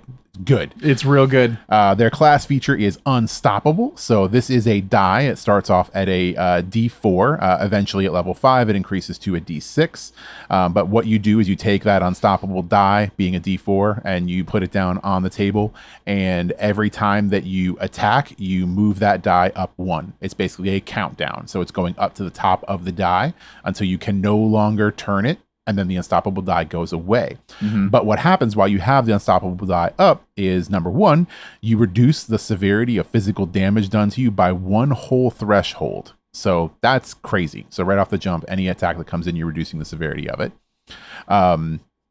You also add the current value of the estoppel die to your damage roll. So the longer you go and the closer you get to the end, the stronger you get. You get more threatened. And then lastly, you cannot be restrained or vulnerable while you're in that unstoppable condition. So it's almost like a reverse countdown. You're starting off in a rage and you're powering through that rage. The longer the fight goes on, the closer you get to petering out and tapping out. But in the beginnings of the fights, you're going to be unstoppable. And again, that does go up at level 5. Yeah. God, it's so good. The subclasses that we're dealing with here, the first one is Stalwart. So their foundation feature is Unwavering. So you gain a permanent +1 to your bonus to your damage thresholds. So right off the top, you just have a higher damage threshold. Second foundation feature is Iron Will. When you would take physical damage, you can mark an additional armor slot to reduce the severity. So again, damage mitigation is their kind of the name of their game there. Their specialization is Unrelenting. So now your damage threshold goes up by a +2. So just more boosting to your damage thresholds. The next thing is Partners in Arms. When an ally within very close range takes damage, you can mark an armor slot to reduce the severity by 1 threshold. So you're just jumping out and helping take that damage off. Their mastery feature is Undaunted, so you gain a permanent +3 to your damage threshold. So again, with the damage thresholds increases. And then the last part is Loyal Protector. When an ally within close range has 2 or fewer hit points and would take damage, you can mark a stress to sprint to their side and take the damage for them. No roll necessary. Just human shielding it. Yep. So just walk out and take the blow. Something else when it comes to thresholds is as you're leveling through this game, every time you level up, all of your thresholds go up by 1. Yes, they go up by 1. So that on top of these bonuses you're getting. Yeah, your threshold as is a going through the roof. stalwart guardian, it's hard to hit you. Yeah. And not only is it hard to hit you, it's hard to hurt you Yeah, when it's they hard hit to you. hurt you. Because if you're under the minor, it doesn't hurt you at all. And if they hit you for a minor, you can use an armor slot to bring it down under a minor and it not hurt you. And then even if you do hurt them and you're burning through armor, guess what? You get armor back real easy. Yep. So you're just like the ultimate tank. They're super beefy. I love it. Their second class is the Vengeance one. So their foundation features are At Ease, so you just gain additional stress slot. So now you get another stress slot for either use of currency or just to keep you from being stressed. Always use more stress slots. Their second feature is Revenge. So when an adversary within melee range succeeds an attack against you, you can mark 2 stress to force them to mark a hit point. So this is where that extra stress comes in. You can use that as a currency to just hit them back. No roll necessary. You just hit them with a hit point. Yes, and remember, it's the thing in Daggerheart. When you're coming from the other games, hit points is not your typical like I have 47 hit points. Oh, yeah, you hit me for 9 damage. No, it's if you get past these damage thresholds and you take 1 hit point, you might only have 3 hit points. Yeah, you might only have 3, 5. So yeah, being able to just do a damage is a lot more powerful than it might sound off the jump. Yeah. Their specialization feature is Active Reprisal. When an adversary, I can't say that word, damages an ally within melee range, you gain a +1 bonus to your proficiency for the next successful attack you make. So that's really cool. So it just gives you easier to attack. And their mastery feature is Nemesis. Spend 2 hope to prioritize an adversary until your next rest. When you make an attack against your prioritized adversary, you can swap the results of your hope and fear die. You can only prioritize 1 adversary at a time. I'll say bonus to proficiency. That's an extra damage die. That's an extra damage die, yes. So yeah, not just to attack, but that's your more damage due. Yeah. So you might, get past that next damage threshold, really bringing home Really that you do might more. hit 3 damage on a severe wound instead of just a major. That could be the, difference maker. So sick. I do have to say between the two, I lean Stalwart. Oh yeah, Stalwart sounds amazing. But Vengeance, still cool. I wouldn't fault anyone for it. I'm just reloading myself back down because my PDF decided to end its existence in the moment. It likes to reset to the top of the document quite often. Yeah, that was strange. Good fun. It was just dark screen and then back to the top. All right, so Ranger. Okay, I had to make sure I was in the right spot. Its domains are Bone and Sage with a starting evasion of 12, pretty high starting evasion, and starting hit points of 6. Not super high starting hit points. So you're going to want to maybe keep some range between you and your adversaries. The Ranger's Hope feature, hold them off. Spend 3 hope when you succeed on an attack with a weapon to use that. Well, let me start over. When you succeed on an attack with a weapon, to use that same roll against 2 additional adversaries within range of the attack. So, clarification. This is the other one I wanted to ask you earlier. So is this saying if you hit somebody, you can hit 2 more people with the same attack? With the same attack, yes. This is a shooting the 3 arrows at once. Yes. That's what I thought. It's your Legolas But moments. I didn't want to think this was more powerful than it really is. Awesome. Cool. That's what I was hoping. I needed a second opinion on this. Class feature, Ranger's Focus. This is your Hunter's Mark. Spend a hope and make an attack against the target. On success, deal your attack's normal damage and temporarily make the attack's target your focus. Until this feature ends or you make a different creature your focus, you gain the following benefits against your focus. You know precisely what direction they're in. When you deal damage to them, they must mark a stress. Also good, because if you fill up their stress, they're going to start taking a hit point every time they would take another stress. When you fail an attack against them, you can end your Ranger Focus feature to re-roll your duality dice. It's not just advantage. It's not something like that. You just straight up re-roll again. Awesome. Because what that means is that for a hope, you have a re-roll. Yeah, you have a re-roll. Mm-hmm. Awesome. So do it. And guess what? Next turn, next attack, there's no turns, freeform combat. Do it again. This is really, really useful. Temporarily is interesting because I believe with temporary, and you let me know if I'm wrong, I believe with temporary effects, the GM can use fear to remove them. Yes, to remove them. Yeah. So I'm interested to see, like, in the midst of combat, when that's important enough. Yeah, when it's important especially enough. If you're like tracking someone and, you know exactly what direction they're in, and then bloop, you lost them because your GM spent some fear. But maybe they don't have any fear, you know? So I'm like, all right, well, I want to see how this plays out in game. For my favorite of the Ranger subclasses, we got the Beast Bound. The spellcast trait here is Agility. Foundation form is Companion. You have an animal companion of your choice at the GM's discretion that they stay by your side until you tell them otherwise. That's not necessarily true if they get hurt, but we'll get to that later. Take the Ranger Companion sheet. This is literally an entire other sheet. This is like a secondary character sheet that you're going to want to keep on you if you are playing this Ranger. When you level up your character, choose a level up option for your companion from this sheet as well. The specialization, you get 2 of these. Expert Training, choose an additional level up option for your companion. And Battle Bonded. When an adversary attacks you while they're within your companion's melee range, you gain a +2 bonus to your evasion against the attack. Incredibly useful, especially because your evasion already very high. Mastery. Advanced Training, choose 2 additional level up options for your companion. Loyal Friend, once per long rest. When the damage from an attack would mark your companion's last stress, because your companions mark stress, not hit points. It's basically, think of it as like 1 meter to balance instead of multiple. Or your last hit points, and you're within close range of each other, you or your companion can rush to the other side and take that damage instead, which I think is really fun. You're like both bouncing back and forth, helping each other out.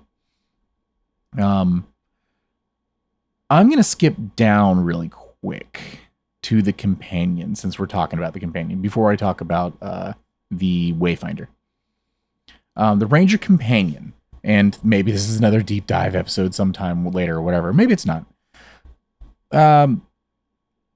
This is super cool because it can be really almost any kind of animal or creature or something you and your GM decide on, because at the end of the day, they're gonna have, I'm sure it's in here. It's a D6, you know, it is the melee. Oh yeah, it's the other thing. It's always a melee attack for, range for its ability. Yes. It's gonna be a D6. So no matter what you have, you're gonna be balanced. It's not like, if I want a baby mammoth and someone else wants a lizard or whatever, they're gonna do the same. They just do it differently. And it's all about flavor. Step 1, you're gonna name your friend. I was gonna say the thing. You're gonna name your best friend in the whole world, your companion. Number 2, you're gonna write down their evasion. Fill in their evasion, which starts at 10. 3, you're going to choose their companion experience. Create 2 experiences for your companion based on their training and the history you have together. Start with a +2 in both experiences, and whenever you gain a new experience, your companion also gains a new experience. All new experiences start at a +2.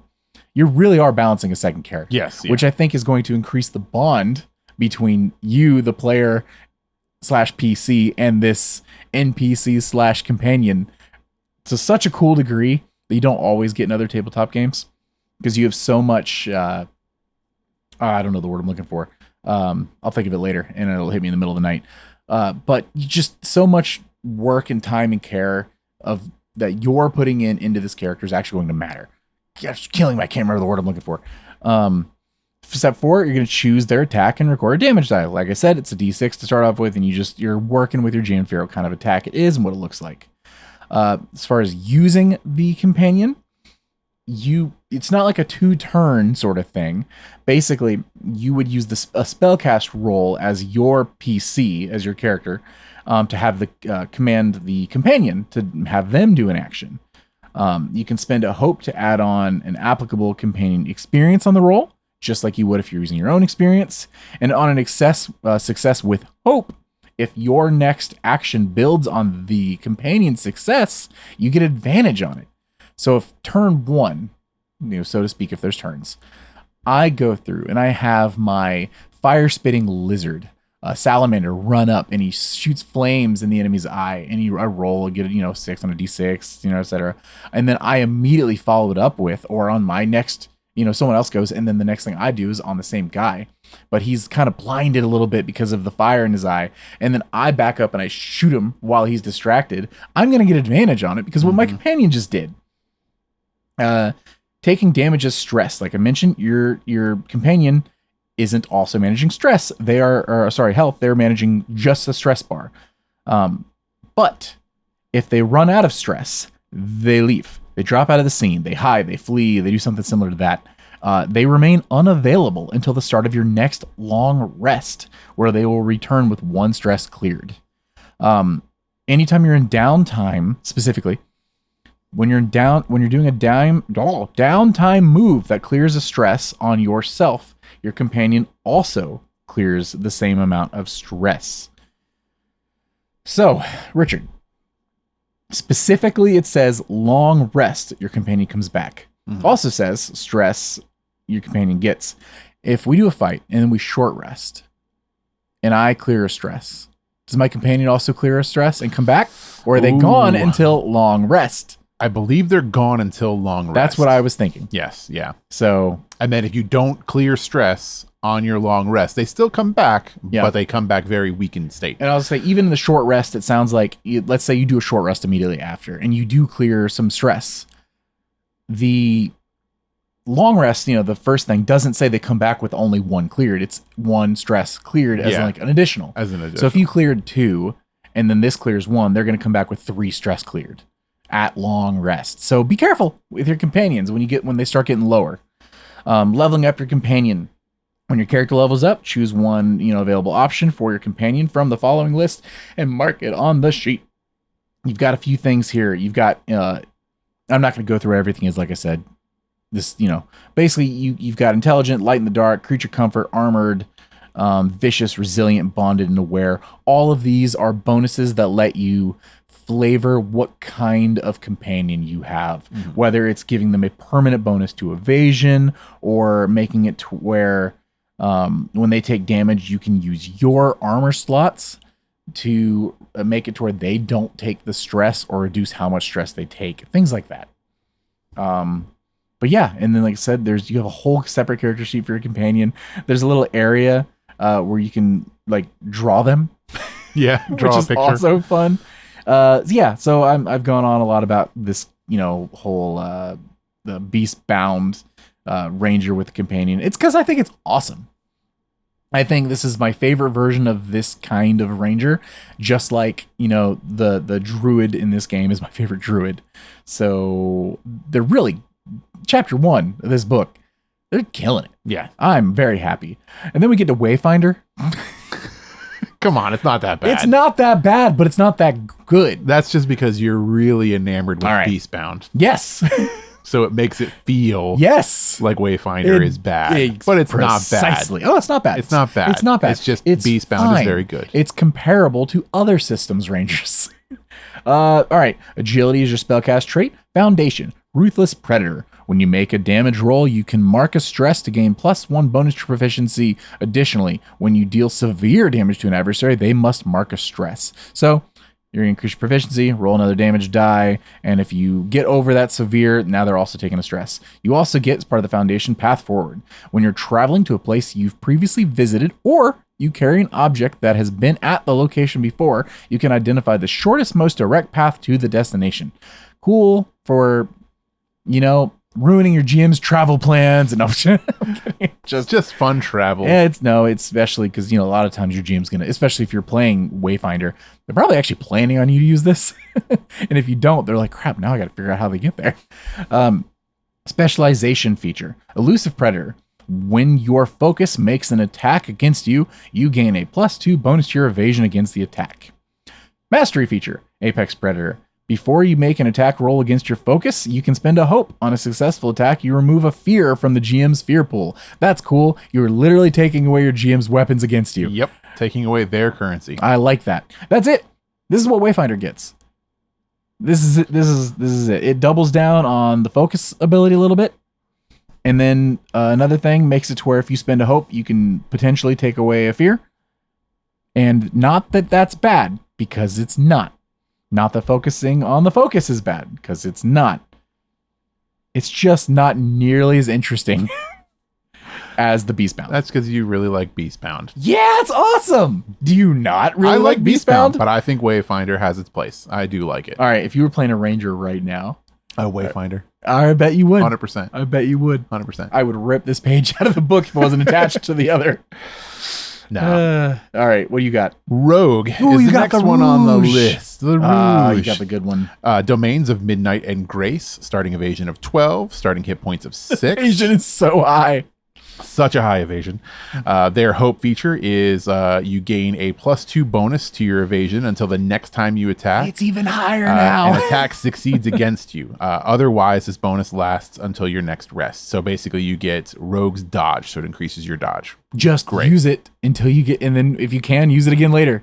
Keep it up. Their class feature is cloaked, so anytime you would be hidden, so this is a normal hidden condition, you're instead cloaked. So in addition to the benefits of the hidden condition, while cloaked, you remain unseen if you are stationary when an adversary moves to where they would normally see you. After you make an attack and move within direct line of sight of an adversary, you are no longer cloaked. So this is the way to hide in the shadows, which brings us to the next thing, which is sneak attack.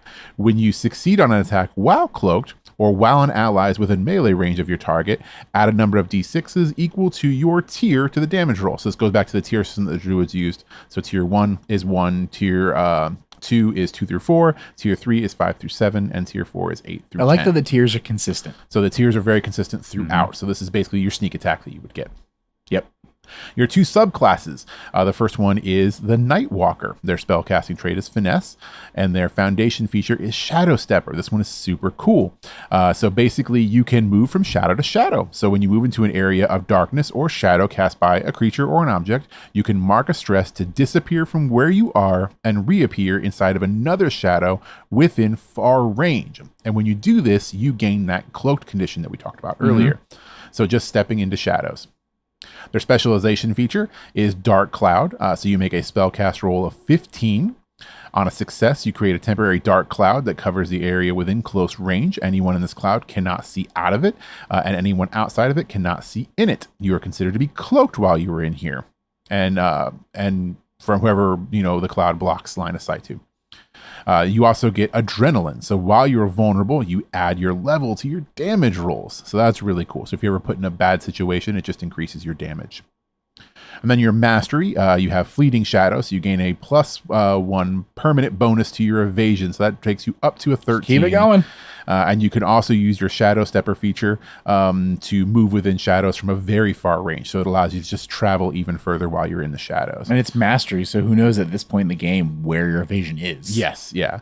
And then the last thing you have is Vanishing Act. So mark a stress to become cloaked at any time. So you basically mark that stress, you cloak.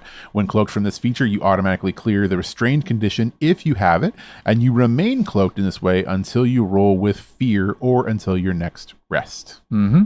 So very powerful. So, point of contention. Yeah, this is the one that we're a little bit confused about, which we don't know the answer to. We could go both ways on it. If they have clarified, please let us know. If you have your own opinion, please let us know. Yeah. But, so the question is whether or not the original cloaked rules apply once you vanish. So this says you become cloaked anytime.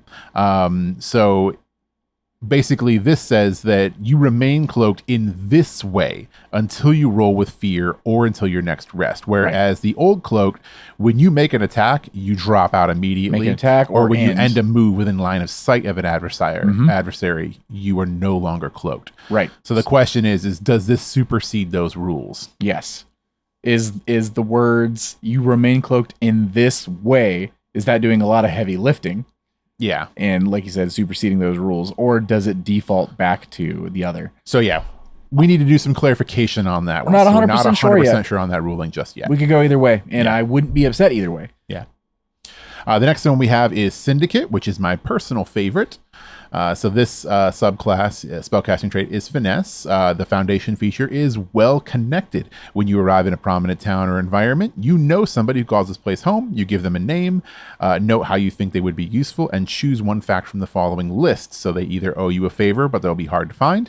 They're going to ask you for something in exchange. They're always in a great deal of trouble. We used to be together. It's a long story. Or we didn't part on great terms. So this is just a really fun narrative way to know somebody anywhere that you're at. Yeah. And also puts a spotlight on your GM to come up with something very quickly. So we were talking about being in the forest earlier, and I was thinking about how fun that would be if you had little like nightcap, little like mushroom people like come out of a flap underneath some leaves in the forest and like doop, doop, doop, doop, doop, doop, dab, dab, dab, dab. And you're like, okay, thank you. All right, they passed through here an hour ago. Let's go. Yeah. You're like, where did they come from? Oh, they're everywhere. I know a guy in the forest. Of course I do. So yeah, I love it. The specialization feature is contacts everywhere. Once per session, you can briefly call on a shady contact, choose one of the benefits, and describe what brought them here to help you in this moment. So they can either provide you with a handful of gold, a unique tool, or a mundane object that you might need. They could, on your next attack roll, provide you with a +3 bonus to the result of your hope or your fear die. So they can help, turn your die either way that you want. So, does that count towards crit? So, no, because the crit would just be on the dice. This is just adding to the dome. Right. So, in that case, why would you add it to your fear? Because there's other things, I'm assuming, at play here. So, possibly domain card interactions or just generally speaking, not necessarily wanting things to go with hope. I mean, fear means complications. Sometimes complications are a good thing. Does it? Yeah. If it's domain card interaction, totally, yes. Sure, absolutely. Because even I was thinking like, oh well, the wizard has a thing where fear is good for them as far as damage goes. But I haven't dug through their domain. I'm sure cards there's yet. ways that can work. So that was the only thing where I was like, well, if it does affect the result of the die, which is what it says, hope or fear die. Well, I was wondering. There's also things like ancestries, so like things like sure. the Infernus that gain bonuses for rolling with fear. So there's other things that go in there, right? Sure. The last one is the next time you would deal damage, they snipe from the shadows for you, adding a 2d8 to your damage roll. That's really cool. Oh, for sure. I like that it's sniped too. Yeah, that they like, just kind of like out, throw a dagger, and or then like go back into the pull shadows. out a little magic like rifle of some sort. It's cool, man. Their mastery feature is reliable backup, so you can use your contacts anywhere feature 3 times per session instead of just once per session. The following options are added to this. When you mark 1 or more hit points, they can rush out and shield you, reducing the damage by 1. And the other one is when you make a presence roll in a conversation, they can back you up. You can roll a d20 as your hope die. That one is one of my favorite features in the entire game, period. So cool. Just because it's hilarious to me that we could just be sitting at a bar and I could be having an argument with somebody and I'm like, you know what? Jerry's going to back me up. And then all of a sudden Jerry pops up behind the bar and he goes, yeah, and he's right. And I'm going to do that 3 times a session. We'll be out in the woods and you're going to be all like, all right, make an intimidation roll. And I roll it and I'm like, Jerry pops out from behind the tree and he says, I got you, bro. What are you going to do about it, GM? It's so good. No, Jerry's always there. Jerry's always there. Jerry's always 3 times a day. there. After 3rd time, Jerry goes to sleep. Yeah, Jerry goes to sleep. He's got other things to do. Yeah, he's not. He can't always be there. So It's yeah, just usually there. Syndicate Rogue is probably one of my favorite things in this book. Some of my favorite art in the book. I love it. Yes, great artwork. They've got a rogue here that is just fully mushroom. It's a fungal rogue. Fully mushroom Absolute rogue. full mushroom. So cool. I forgot I had to keep doing these. Yeah. There's so many. We're getting there. We're getting there. All right, we got the Seraph here. Domains are Splendor and Valor. Starting evasion 9 and starting hit points is a 7. I was surprised it was only a 7. But Seraph's Hope feature. Spend 3 hope to clear a hit point on an ally within close range. Class features prayer dice. These are fun. At the beginning of each session, roll a number of d4s equal to your subclass spellcast trait and place them on your character sheet in the space provided. These are your prayer dice. You can spend them any number of prayer dice to aid yourself or an ally within far range. You can use a spent die's value to reduce incoming damage, add a roll to result after the roll is made, after is really good, or gain hope equal to the result. At the end of each session, clear all unspent prayer dice. Super cool. Go ahead and pre-roll them at the beginning. Lay them out. You know if you got your 1s, you know if you got your 4s, 3, everything between. And hey, you know what? You need a bunch of hope really quick. Boom, you turn that 4 into 4 hope. Yep. You need to add it to a roll. You know exactly what you're adding when you get it. Rad. First here, we got the Divine Wielder. Spellcast trait is Strength. Foundation is Spirit Weapon. Defining, feature of this class to me. When you have, of this subclass, when you have an equipped weapon with a range of melee or very close, it can fly from your hand to attack an adversary within close range and then return to you. You can mark a stress to target an additional adversary within range with the same attack roll. Super cool. This is your Mjolnir. This is you throwing out a weapon and having it boomerang through a couple enemies if you're gonna spend stress about it. Sparing touch. Once per long rest, touch a creature and clear 2 hit points or 2 stress. Only once. Wish it was more, but still very powerful. And you get both of those just off the foundation. At the specialization, you're going to get Devout. When you roll your prayer die, you can roll an additional die and discard the lowest result. Additionally, you can use your Sparing Touch feature twice instead of only once. Hallelujah! Mastery feature, Sacred Renaissance. Renaissance. Resonance. I knew it was wrong. Sacred Resonance. When you roll, reading's hard. When you roll damage for your spirit weapon feature, if any of the die result match, double the value of each matching die. For example, if you roll 2 5s, they count as 2 10s. That's so cool. I like it. Winged. Wings Sentinel. Spellcast is still Strength. We've yet to find that elusive one where it switches it up. But maybe when we get to the wizard and stuff, we'll see. Foundation feature. Wings of Light. You can fly. You can fly. You can fly. While flying, you can do the following. Mark a stress to pick up and carry another willing creature approximately your size or smaller. Interesting that they solved the whole, well, I can fly. Can I carry my friend thing? Yeah. Yes. Yes. If you're willing to be a little stressed about it. You can also spend a hope to deal an extra 1d8 damage on a successful attack. I like that the attack is successful before you spend the before hope. you can spend the hope. Specialization. Ethereal Visage. Your supernatural visage strikes awe and fear. While flying, you have advantage on presence rolls. When you succeed with hope on a presence roll, you can remove a fear from the GM's fear pool instead of gaining hope. I also like that. You're going to have advantage on it. You're going to remove a fear from the GM. This is awesome. Your GM's worst nightmare.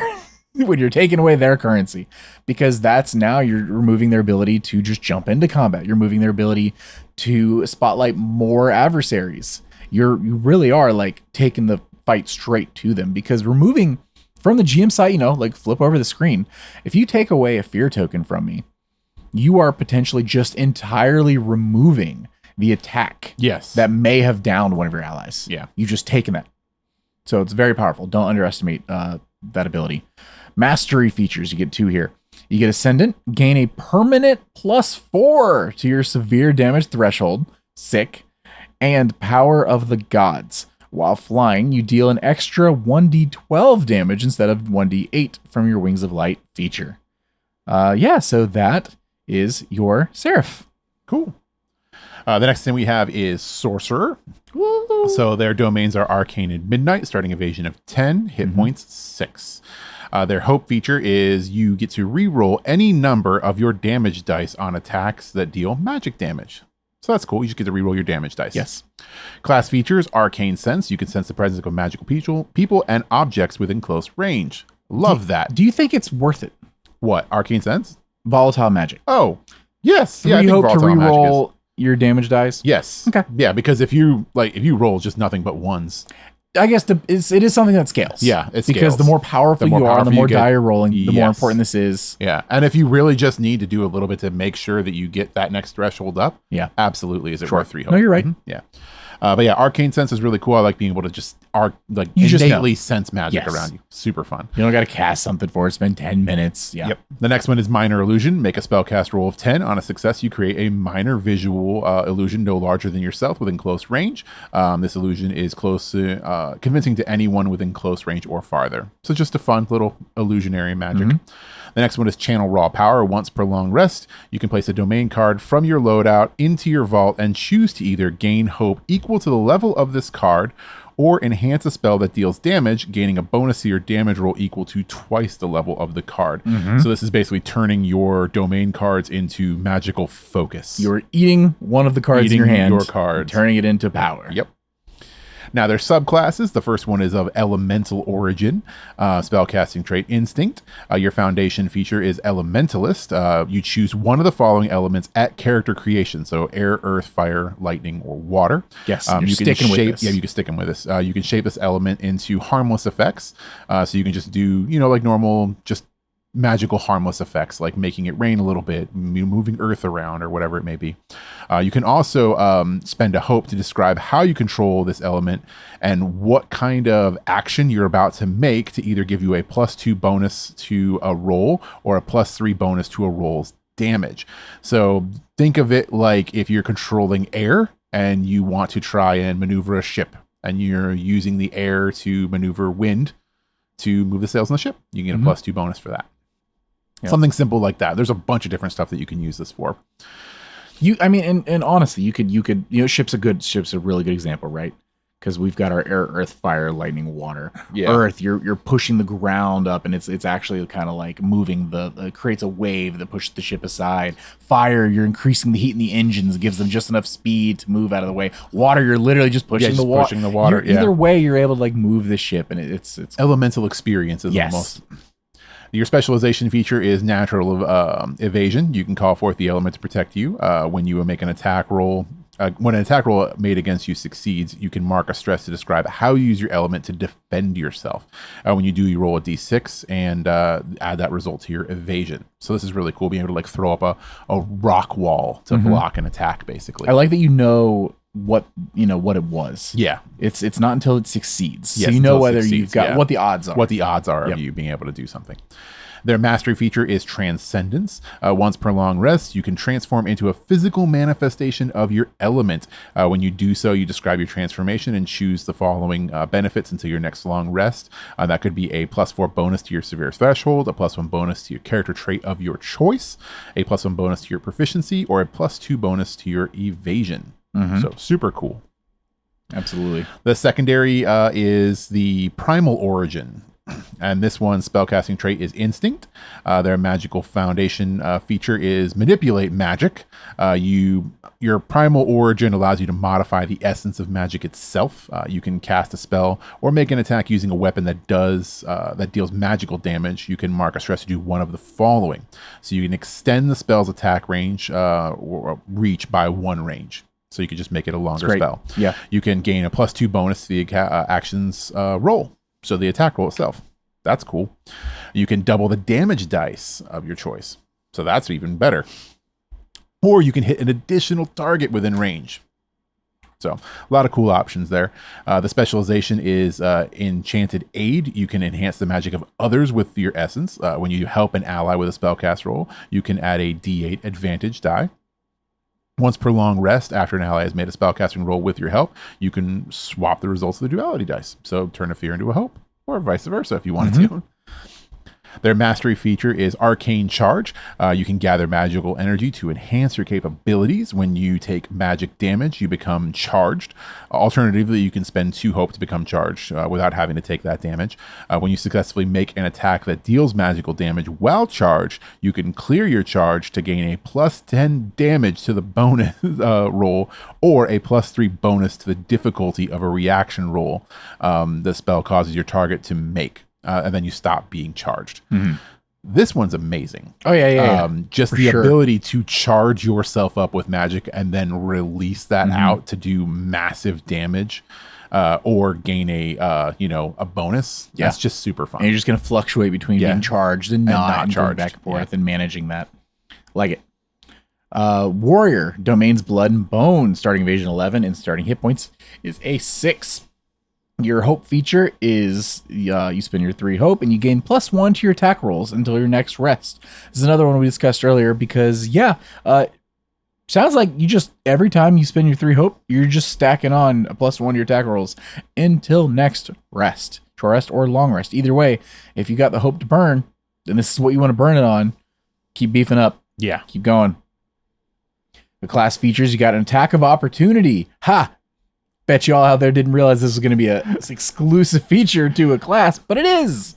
If an adversary within melee range attempts to leave that range, make an attack roll using a trait of your choice against their difficulty. Choose 1 effect on a success or 2 if you critically succeed. Your options here are they can't move from where they are, so you just stop them in place. You deal damage to them equal to your primary weapon's damage, or you move with them. Interesting that it gives you the choice. It's not just the attack or whatever. You get the option. And I like the bone, if it's a crit, you get 2 choices there too. Yeah. But yeah. Oh, well, everyone can't make an attack of opportunity? No. Not with the way this, the freeform combat works. But this is also good because that means not every adversary is going to have attacks of opportunity against you, the players, either. So something to keep in mind. Different system, different rules. But does it mean some people can't hit you? You also get combat training. You ignore burden when equipping weapons. So that has to do with which hands. 1 hand, 2-handed. Yeah. When you deal physical damage, you gain a bonus to your damage roll equal to your level. So you're more likely to be using these physical weapons as opposed to magic weapons. Subclasses here, very, very simple. We've got Call of the Brave. Foundation is courage. When you fail a roll with fear, you gain a hope. You also get battle ritual. Once per long rest before you attempt something incredibly dangerous or face off against a foe who clearly outmatches you, describe what ritual you perform to hype yourself up. When you do, you clear 2 stress and gain 2 hope. I love it. It's real good. Specialization, rise to the challenge. You are vigilant in the face of mounting danger. While you have 2 or fewer hit points unmarked, you can roll d20 as your hope die. So when you get down to your last 2, you're just rolling a d20 and another d12 for your fear. That does, I assume, make it harder to crit. Makes it harder to crit, you're more likely to hit. Makes it more likely to hit with hope. And with hope. Mastery feature, camaraderie. Your unwavering bravery is a rallying point for your allies. You can initiate a tag team roll 1 additional time per session. Additionally, when an ally initiates a tag team roll with you, they only need to spend 2 hope to do so. Tag teams is not something we've gotten to and won't be getting to in general in this episode. But normally you can do it. You can initiate once per session with someone, and it's 3 hope to do it, I believe. It's per player. Right. Yes. So it's very well. It's 3 to initiate, right? Yes. So the other player doesn't have to. The other player has to spend the hope as well. Do they really? Yeah, for tag teams. Oh, wow! I misremembered that entirely. Oof. All right. You've also got Call of the Slayer. Play the Call of the Slayer if you want to strike down an adversary with immense force. Your foundation feature here is Slayer.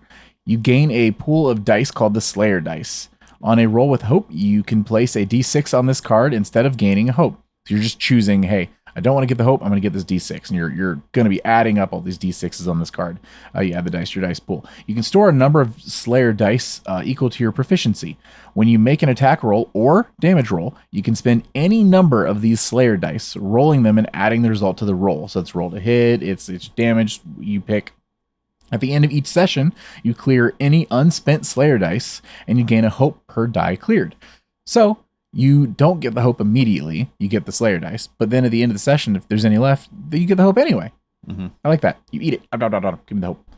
Specialization feature, Weapon Specialist. You can wield multiple weapons with dangerous ease. When you succeed in an attack, you can spend a hope to add one of the damage dice from your secondary weapon to the damage roll. Additionally, once per long rest, when you roll your Slayer dice, reroll any ones.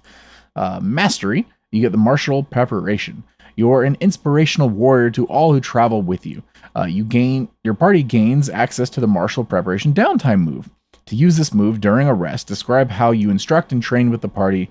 You and your each ally who chooses this downtime move gain a D6 Slayer die. A PC with a Slayer die can spend it to roll the die and add the result attack or damage of their choice. It just gives you another option during your rest that allows you to give your Slayer die ability to other people. They get one, but hey, a one can come in handy. Yeah. All right, we're moving on to our final class, which is the Wizard. Their domains are Codex and Splendor, starting evasion of 11, starting hit points of 5. Their hope feature is not this time. You force an adversary within far range to re-roll attack or damage. Super fun. Their class features are prestidigitation. You can perform harmless, subtle magic effects at will. For example, you can change an object's color, make a smell, light a candle, illuminate a room, repair small things, just little small magical effects. Then there's strange patterns. This one I absolutely love. You choose a number between 1 and 12. When you roll that number on the duality die, gain hope or clear a stress. You can change this number at every long rest. I love it. You just choose a number that is going to be your lucky number for the night. So good. And when you roll it, you either gain hope or you clear stress. The subclasses, first one is School of Knowledge, which is spellcasting trait of knowledge. Your foundation features are prepared. So you take an additional domain card of your level or a lower from your domain you have access to. So you basically get more domain cards right off the jump. Next is Adept. When you utilize an experience, you can mark a stress instead of spending hope. If you do, you double your experience modifier on that roll. Their specializations are Accomplished. You take an additional domain card of your level or lower from your domain card you have access to. So you get even more domain cards. You're just stacking them up again. Just loading up. Then you have Perfect Recall. Once per rest, when you recall a domain card in your vault, you reduce its recall cost by 1. So it's less stressful to bring stuff out of your vault, which makes sense because you're having more cards in general. Yeah, totally. Yep. And then your mastery features, again, you're now brilliant. So you're taking an additional domain card of your level or lower. So you're just building up your vault, essentially. Just doubling down on this knowledge. And the then thickest tome of spells. Yeah. And then your honed expertise is when you use an experience roll, you roll a d6 on a result or 5 or higher. You can use that experience without spending hope at all. Yeah, it's great. Love it. Like a 33% chance of just not using it. Yep. And then in our next subclass is School of War, or the Angry Wizard that you called it. My favorite wizard. Their spellcasting trait is Knowledge, which rounds out that all of the current classes in the games share spellcasting traits between their subclasses, which makes sense. Their foundation features are Battle Mage. You focus your studies on becoming an unconquerable force on the battlefield. You gain an additional hit point slot. The next one is Face Your Fear. When you succeed with fear on an attack roll, you deal an extra d10 damage. Cool. Your specialization features are Conjure Shield. You can maintain a protective barrier of magic. While you have at least 2 hope, you add your proficiency to your evasion. So it sounds like you're always going to try to have at least 2 hope. Yes. And then your second one is Fueled by Fear instead of Face Your Fear. And this one is your extra magic damage from Face Your Fear is now 2d10. So it just keeps getting bigger. Mastery features Thrive in Chaos. When you succeed on an attack, you can mark a stress after rolling damage to force the target to mark an additional hit point. Always good. And then now you have no fear. So you faced your fear, you fueled your fear, and now you just have no fear. And the extra magic damage from the face your fear function is 3d10. Oh, so you are just much. stacking damage now. So rolling and succeeding with fear is amazing. Yeah. This subclass is absolutely you're rolling to hit. It doesn't matter to you if you're rolling with fear or hope. Yes. If you're hope, cool, great. More hope is always fine. And guess what? It's still the player's turn, you know? Boo, you roll with fear. Your GM shuddering behind the screen as you add in an additional 3d10. Yep. Super cool. All right. That kills it for classes. That's your classes in what is probably the longest episode of the True Strike podcast to date, other than like actual plays. So we're going to try to get through ancestries and communities as quick as we can. Ancestries are pretty quick. So yes. These ones are very straightforward. So we'll just tell you what it is. And what abilities you get from it. Yeah, the abilities that you get from it. You know what? Clank. Clanks are your robot people. It's mechanized things that were created. It's the best way to put it. It's in kind of like robotic armor stuff. Ancestry features. God, I feel like I just did such a disservice to Clank because I'm trying to say it fast. It's cool, y'all. They're robot folk. Robot folk. Sometimes robot folk make more robot folk. They like can live for super long time, but like their core will start to wear out, and then like the essence of them will slowly fade. So older Clank will actually be kind of like what? They'll kind of have like the mind is failing them. I just didn't want to skip by them without. Okay. Ancestry features. If you're playing a Clank, you're going to get purposeful design. Decide who made you and for what purpose. At character creation, choose one of your experiences that best aligns with this purpose and gain a permanent +1 to it. So that would be a +3 to that experience instead of a +2. Efficient. When you take a short rest, you can choose a long rest move instead of a short rest move. Also very good. Cool. Next, we have Dracona. So these are your dragon folk. Their ancestry features are scales. Your scales act as natural protection. When you would take severe damage, you can mark a stress to mark 1 fewer hit points on that damage. Solid. Always solid. Their next is elemental breath. You choose an element for your breath, such as electricity, fire, or ice. You can use your breath against a target or a group of targets within very close range, treating it as an instinct weapon that deals 1d8 magic damage using your proficiency. Yeah, I was gonna say yeah. Next we got dwarf. Ancestries are thick skin. When you take minor damage, you can mark 2 stress instead of marking a hit point. And increased fortitude. Spend 3 hope to have incoming physical damage. Fun. That one, while being expensive, could be really good. Could be very, very good. Yes. Very, very good. Next, we have the elf. Their ancestry features are quick reactions, mark a stress to gain advantage on a reaction roll, and celestial trance. During your rest, you can drop into a trance and choose an additional downtime move. So they get to do more things during downtime because of trancing. Fairies. You've got Luck Bender, which is great for everyone. Once per session, after you or a willing ally within close range makes an action roll, you can spend 3 hope to reroll the duality dice. Both dice. Yes. Sick. You also get wings. You can fly. While flying, you can mark a stress after an adversary makes an attack at you and gain a bonus of 2 to your evasion against that attack. Fun. Just like you didn't want to skip over Clanks, I don't want to skip over fairies. This is my favorite ancestry in the game, probably very close to Fungirls, but my favorite because they are described more commonly as bug-type fairies. Mm-hmm. So these are like moths and dragonflies, antenna and multiple legs. I love them. I do like that they mention that all fairy have wings, and they're like, if you don't want to have wings, figure this out with your GM because you can't fly. Yeah. Like figure this, you got to figure this out. And like what you're gonna have instead, but fairies have wings, and like I'm sure you could come up with something. You've got some boots or some magic something, and you come up with some cool way to figure it out. But they're very like fairies have wings. Yes, I love fairies. They're so cool. The next one is fawn. So these are the goat looking folks. So they got, the goat legs, and they have the horns. Their features are Caprine Leap. You can leap anywhere within close range as though you were using normal movement, allowing you to vault across obstacles, jump gaps, scale barriers, whatever it may be. Their other is Kick. So when you succeed on an attack roll against a target within melee range, you can mark a stress to kick off of them, dealing 2d6 damage and either knocking yourself back or the target from melee to very close range. Mhm. So you kick off of them. You've also got the Furbolg, your like cow-like humanoids. You've got Charge. When you succeed on an agility roll to move from far or very far range into melee range with one or more targets, you can mark a stress to deal 1d12 physical damage to all targets within melee range. So you're just coming in from a decent distance across the map, and you're gonna deal a d12 to multiple enemies potentially, just for a stress. Unshakable.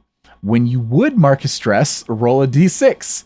On a result of 6, don't mark it. So that ties immediately into Charge. Yeah. Because you could do that, roll a d6, get a 6, and you didn't do anything. Cost anything. Yeah. Oh, you got the fun one. My next favorite ancestry in the entire book is the Fungrills. So these are the fungus folks. They have again, one of my favorite ancestry abilities in the game, Fungrill Network. Make an instinct roll of 12 to use your mycelial array to speak with others of your ancestry. On a success, you can communicate across any distance. So you talk to any mushrooms that want to talk back to you anywhere in the world at your GM's discretion. So fun. The next thing you have is Death Connection. While touching a corpse that died recently, you can mark a stress to extract one memory from that corpse related to a specific emotion or a sensation of your choice. Mm-hmm. I like that it describes that the Fungrill like each have a cap, and you have to describe what kind of cap you have. Yeah. Next, we got the Glappa. This is your big, like, tortoise people, your turtles. You've got a shell. Gain bonus to your damage thresholds equal to your proficiency. This is solid. Yes. Especially if you're already a class with a high, damage threshold. This is sick, especially as your proficiency keeps going up. Mm-hmm. You also have Retract. Mark a stress to retract into your shell. While in your shell, you have resistance to physical damage, you have disadvantage on attack rolls, and you can't move. I like that you can even attack at all. Yeah. I know it's disadvantage, but it's funny that... But it's just funny that you can do anything. Yeah. And you have to talk like this. Right? Yeah. It's cool. They show some art of someone having, like, art done to their shell. It's being etched in and stuff, but they also tell you it's extremely painful. Extremely painful. So you're like, oh, I love this. I want armor and I want the cool like art done in my shell. And they're like, great. Just so you know, it hurt a lot. Yes. And you're like, oh. The next thing we have is Giants. Their first feature is Endurance. You gain an additional hit point slot upon character creation. Short and sweet. Yep. Unlike their size. The next thing I have is Reach.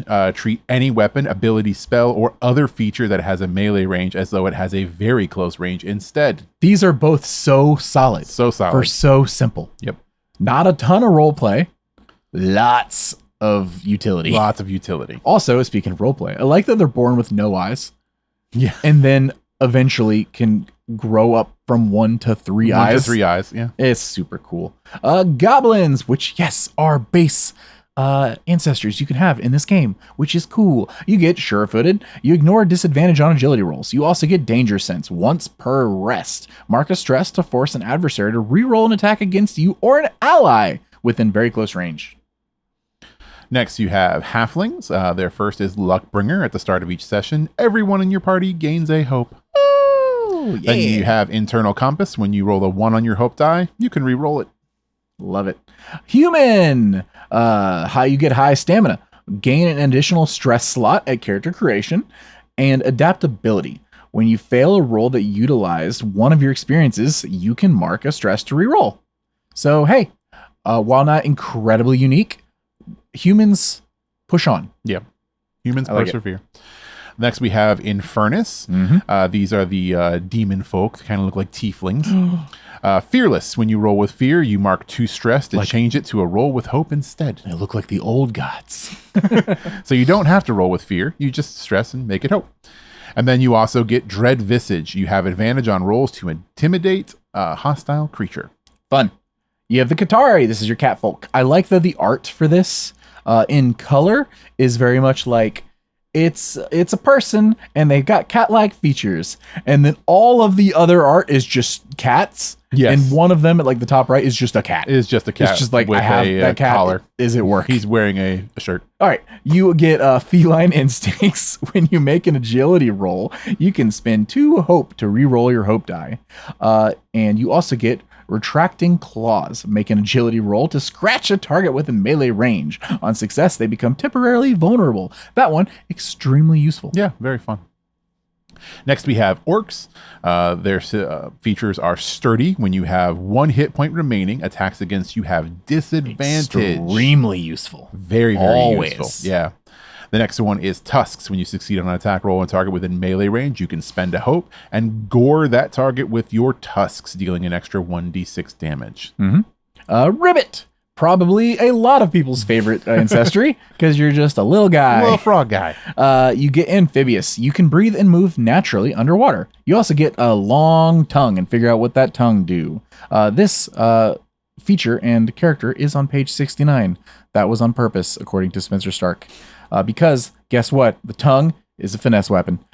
You can use your long tongue to grab onto things within close range, but you can also mark a stress to use your tongue as a finesse close weapon that deals D12 physical damage using proficiency. That means D12 scales. Scales. Your tongue just gets better. It gets better. The last one we have is Simia. So these are the monkey folk. I like these people You so much have more than I thought I was natural going to. climber. You have advantage on agility rolls that involve balancing and climbing. And then you also have nimble. Gain a +1 permanent bonus to your evasion at character creation. I love the flavor of them, though, that like their hands, tail, everything can all pretty much be used interchangeably. Yes, yeah. So you're like the art here with like A one ranger of them, using a bow. yeah, with their his feet, and he's hanging onto a vine. Yeah. Oh, it's so cool. Just to touch on it here, you do have mixed ancestry options as well. So you basically choose, mommy and daddy, and you figure out, are you a goblin orc or just, known as a goblin with, orc in your lineage, or do you like to go as like a toothling? Either way, you're figuring out what your parental combination is, and then you're going to take the top perk from one of them and the bottom perk from another one. You cannot do top and top. You cannot do bottom bottom. It's top and bottom, or bottom and top, if you want to put it that way. So yeah, has to be a true mix. A true mix. All right. Next thing we're delving into is our communities. Yes. So the first one that we have is Highborn. So think lordly born folks. And each one of these communities comes with a feature that you gain. So the community feature for Highborn is privilege. You have advantage on rolls to consort with nobles, negotiate prices, or leverage your reputation to get what you want. Yep. Next, we have the Loreborn. This community is all about like academic and political prowess, things like that. Value knowledge above anything else. The community feature here is well read. You have advantage on rolls that involve history, culture, or politics about a prominent person or place. Next, you have Orderborn. So this is a community that deals with discipline and faith. Their feature is dedicated. You record 3 sayings or values your upbringing instilled in you once per rest. When you describe how you're embodying one of those principles through your current action, you can roll a d20 as your hope die instead of a d12. Very good. Next, you got Ridgeborn. These are these are mountain folks. People live up in like the rocky peaks and sharp cliffs, stuff like that. You've got Steady. You have an advantage on rolling to traverse dangerous cliffs and ledges, navigate harsh environments, and use your survival knowledge. I think that last one's the one that's going to come up the most. Yes. Because you're like, survival would knowledge. this not use my survival knowledge? Yeah. The next one is Seaborn. So these are people that were born either on or near the water. So people that are born on boats or islands. Their feature is Know the Tide. You can sense the ebb and flow of life. When you roll with fear, place a token on your community card. You can hold a number of tokens on your card equal to your current level. Before you make an action roll, you can spend any number one of these tokens to gain a +1 bonus to the roll for each token spent. At the end of each session, so that's each gameplay session, you clear off all those tokens. So it starts off a little bit, but as you level, you get more and more bonuses that you can spend. Rad. Here we got Slyborn. These are the people that, are a group of, they operate outside the law. This is your criminals, your grifters, your con artists, and like smuggling and violence and thievery. Scoundrel is your feature here, where you have advantage on rolls to negotiate with criminals, detecting lies, or find a safe place to hide. So, of course, this is going to tie into a lot of your rogues real easy. Yeah. Then you have the underborn. So these are people that were born in the subterranean societies. So the people living underground in cave systems and whatnot. Under the ground. Yep. Under the ground. And being underground, your community feature is low light living. When you're in an area with low light or heavy shadow, you have advantage on rolls to hide, investigate, or perceive details within that area. Yeah. Your eyes have adjusted. Next, we've got Wanderborn. Where you're like a nomad. You just get around a lot. You ain't really got like a specific home. You just travel the plains. You got nomadic pack. And so here, remember we mentioned way earlier how you can add things from your communities and stuff to your start equipment. This is it right here. This is a great example. You add a nomadic pack to your inventory. Once per session, you can spend a hope to reach inside this pack and pull out a mundane item that's useful to your situation. Work at the gym to figure out what item you take out. I love it. It's my favorite one. It's really good. I like it. I like having a magic pack of just random just Barney's stuff. bag. Yeah. The next one is Wildborn. So these are people that live deep within the forests. Mm-hmm. Their feature is Lightfoot. Your movement is naturally silent, and you have advantage on rolls to move without being heard. So you get to move throughout the woods. Yeah. So that's it for our communities. My whole thing just started over. No, Richard, take over. Your whole thing started over. Okay, so the next thing we move out of that is to additional player guidance. So this is basically a little bit more of how to build your character to make them work for you. Yes. And the first thing here is adjusting abilities and spells. So we kind of talked about this before where you're flavoring things. Mm-hmm. So this is just a kind of like a blurb to understand how you can use session 0 to come up with different ways to adjust stuff based on your character. So like sometimes players can be blind or deaf or mute or have disabilities or fears, in which case you can use adjustments like this to utilize other things. So like different senses for things, or like different ways to look at range or different details that aid you in perceiving things. Mm-hmm. Big shout out, if I'm mispronouncing his name, I'm so sorry. We got Rue Dickey here, we got Devin Rue and Rogan Shannon. Each give a very, very well thought out blurb about different disabilities and playing a character who's blind or deaf, and playing a character that is accepted in different communities and what that must be like for them, and were they born this way, or is this something that happened to them in life, and to really think about that from perspective of not just your character, but like a real person, and how that might affect their life and stuff. And would someone that was born blind, would they have a character arc where they're trying to restore their sight?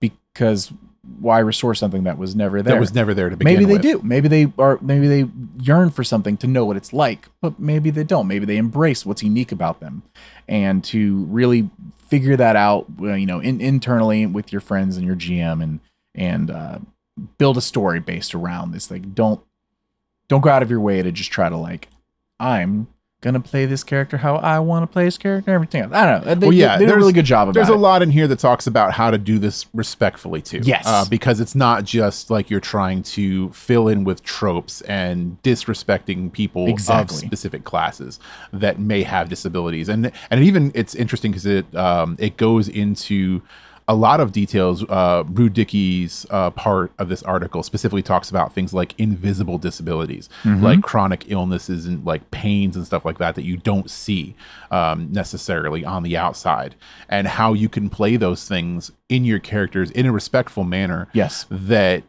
doesn't hurt anybody around the table, and also allows you to tell stories that you can relate to, or that you want to try to relate to. Yeah.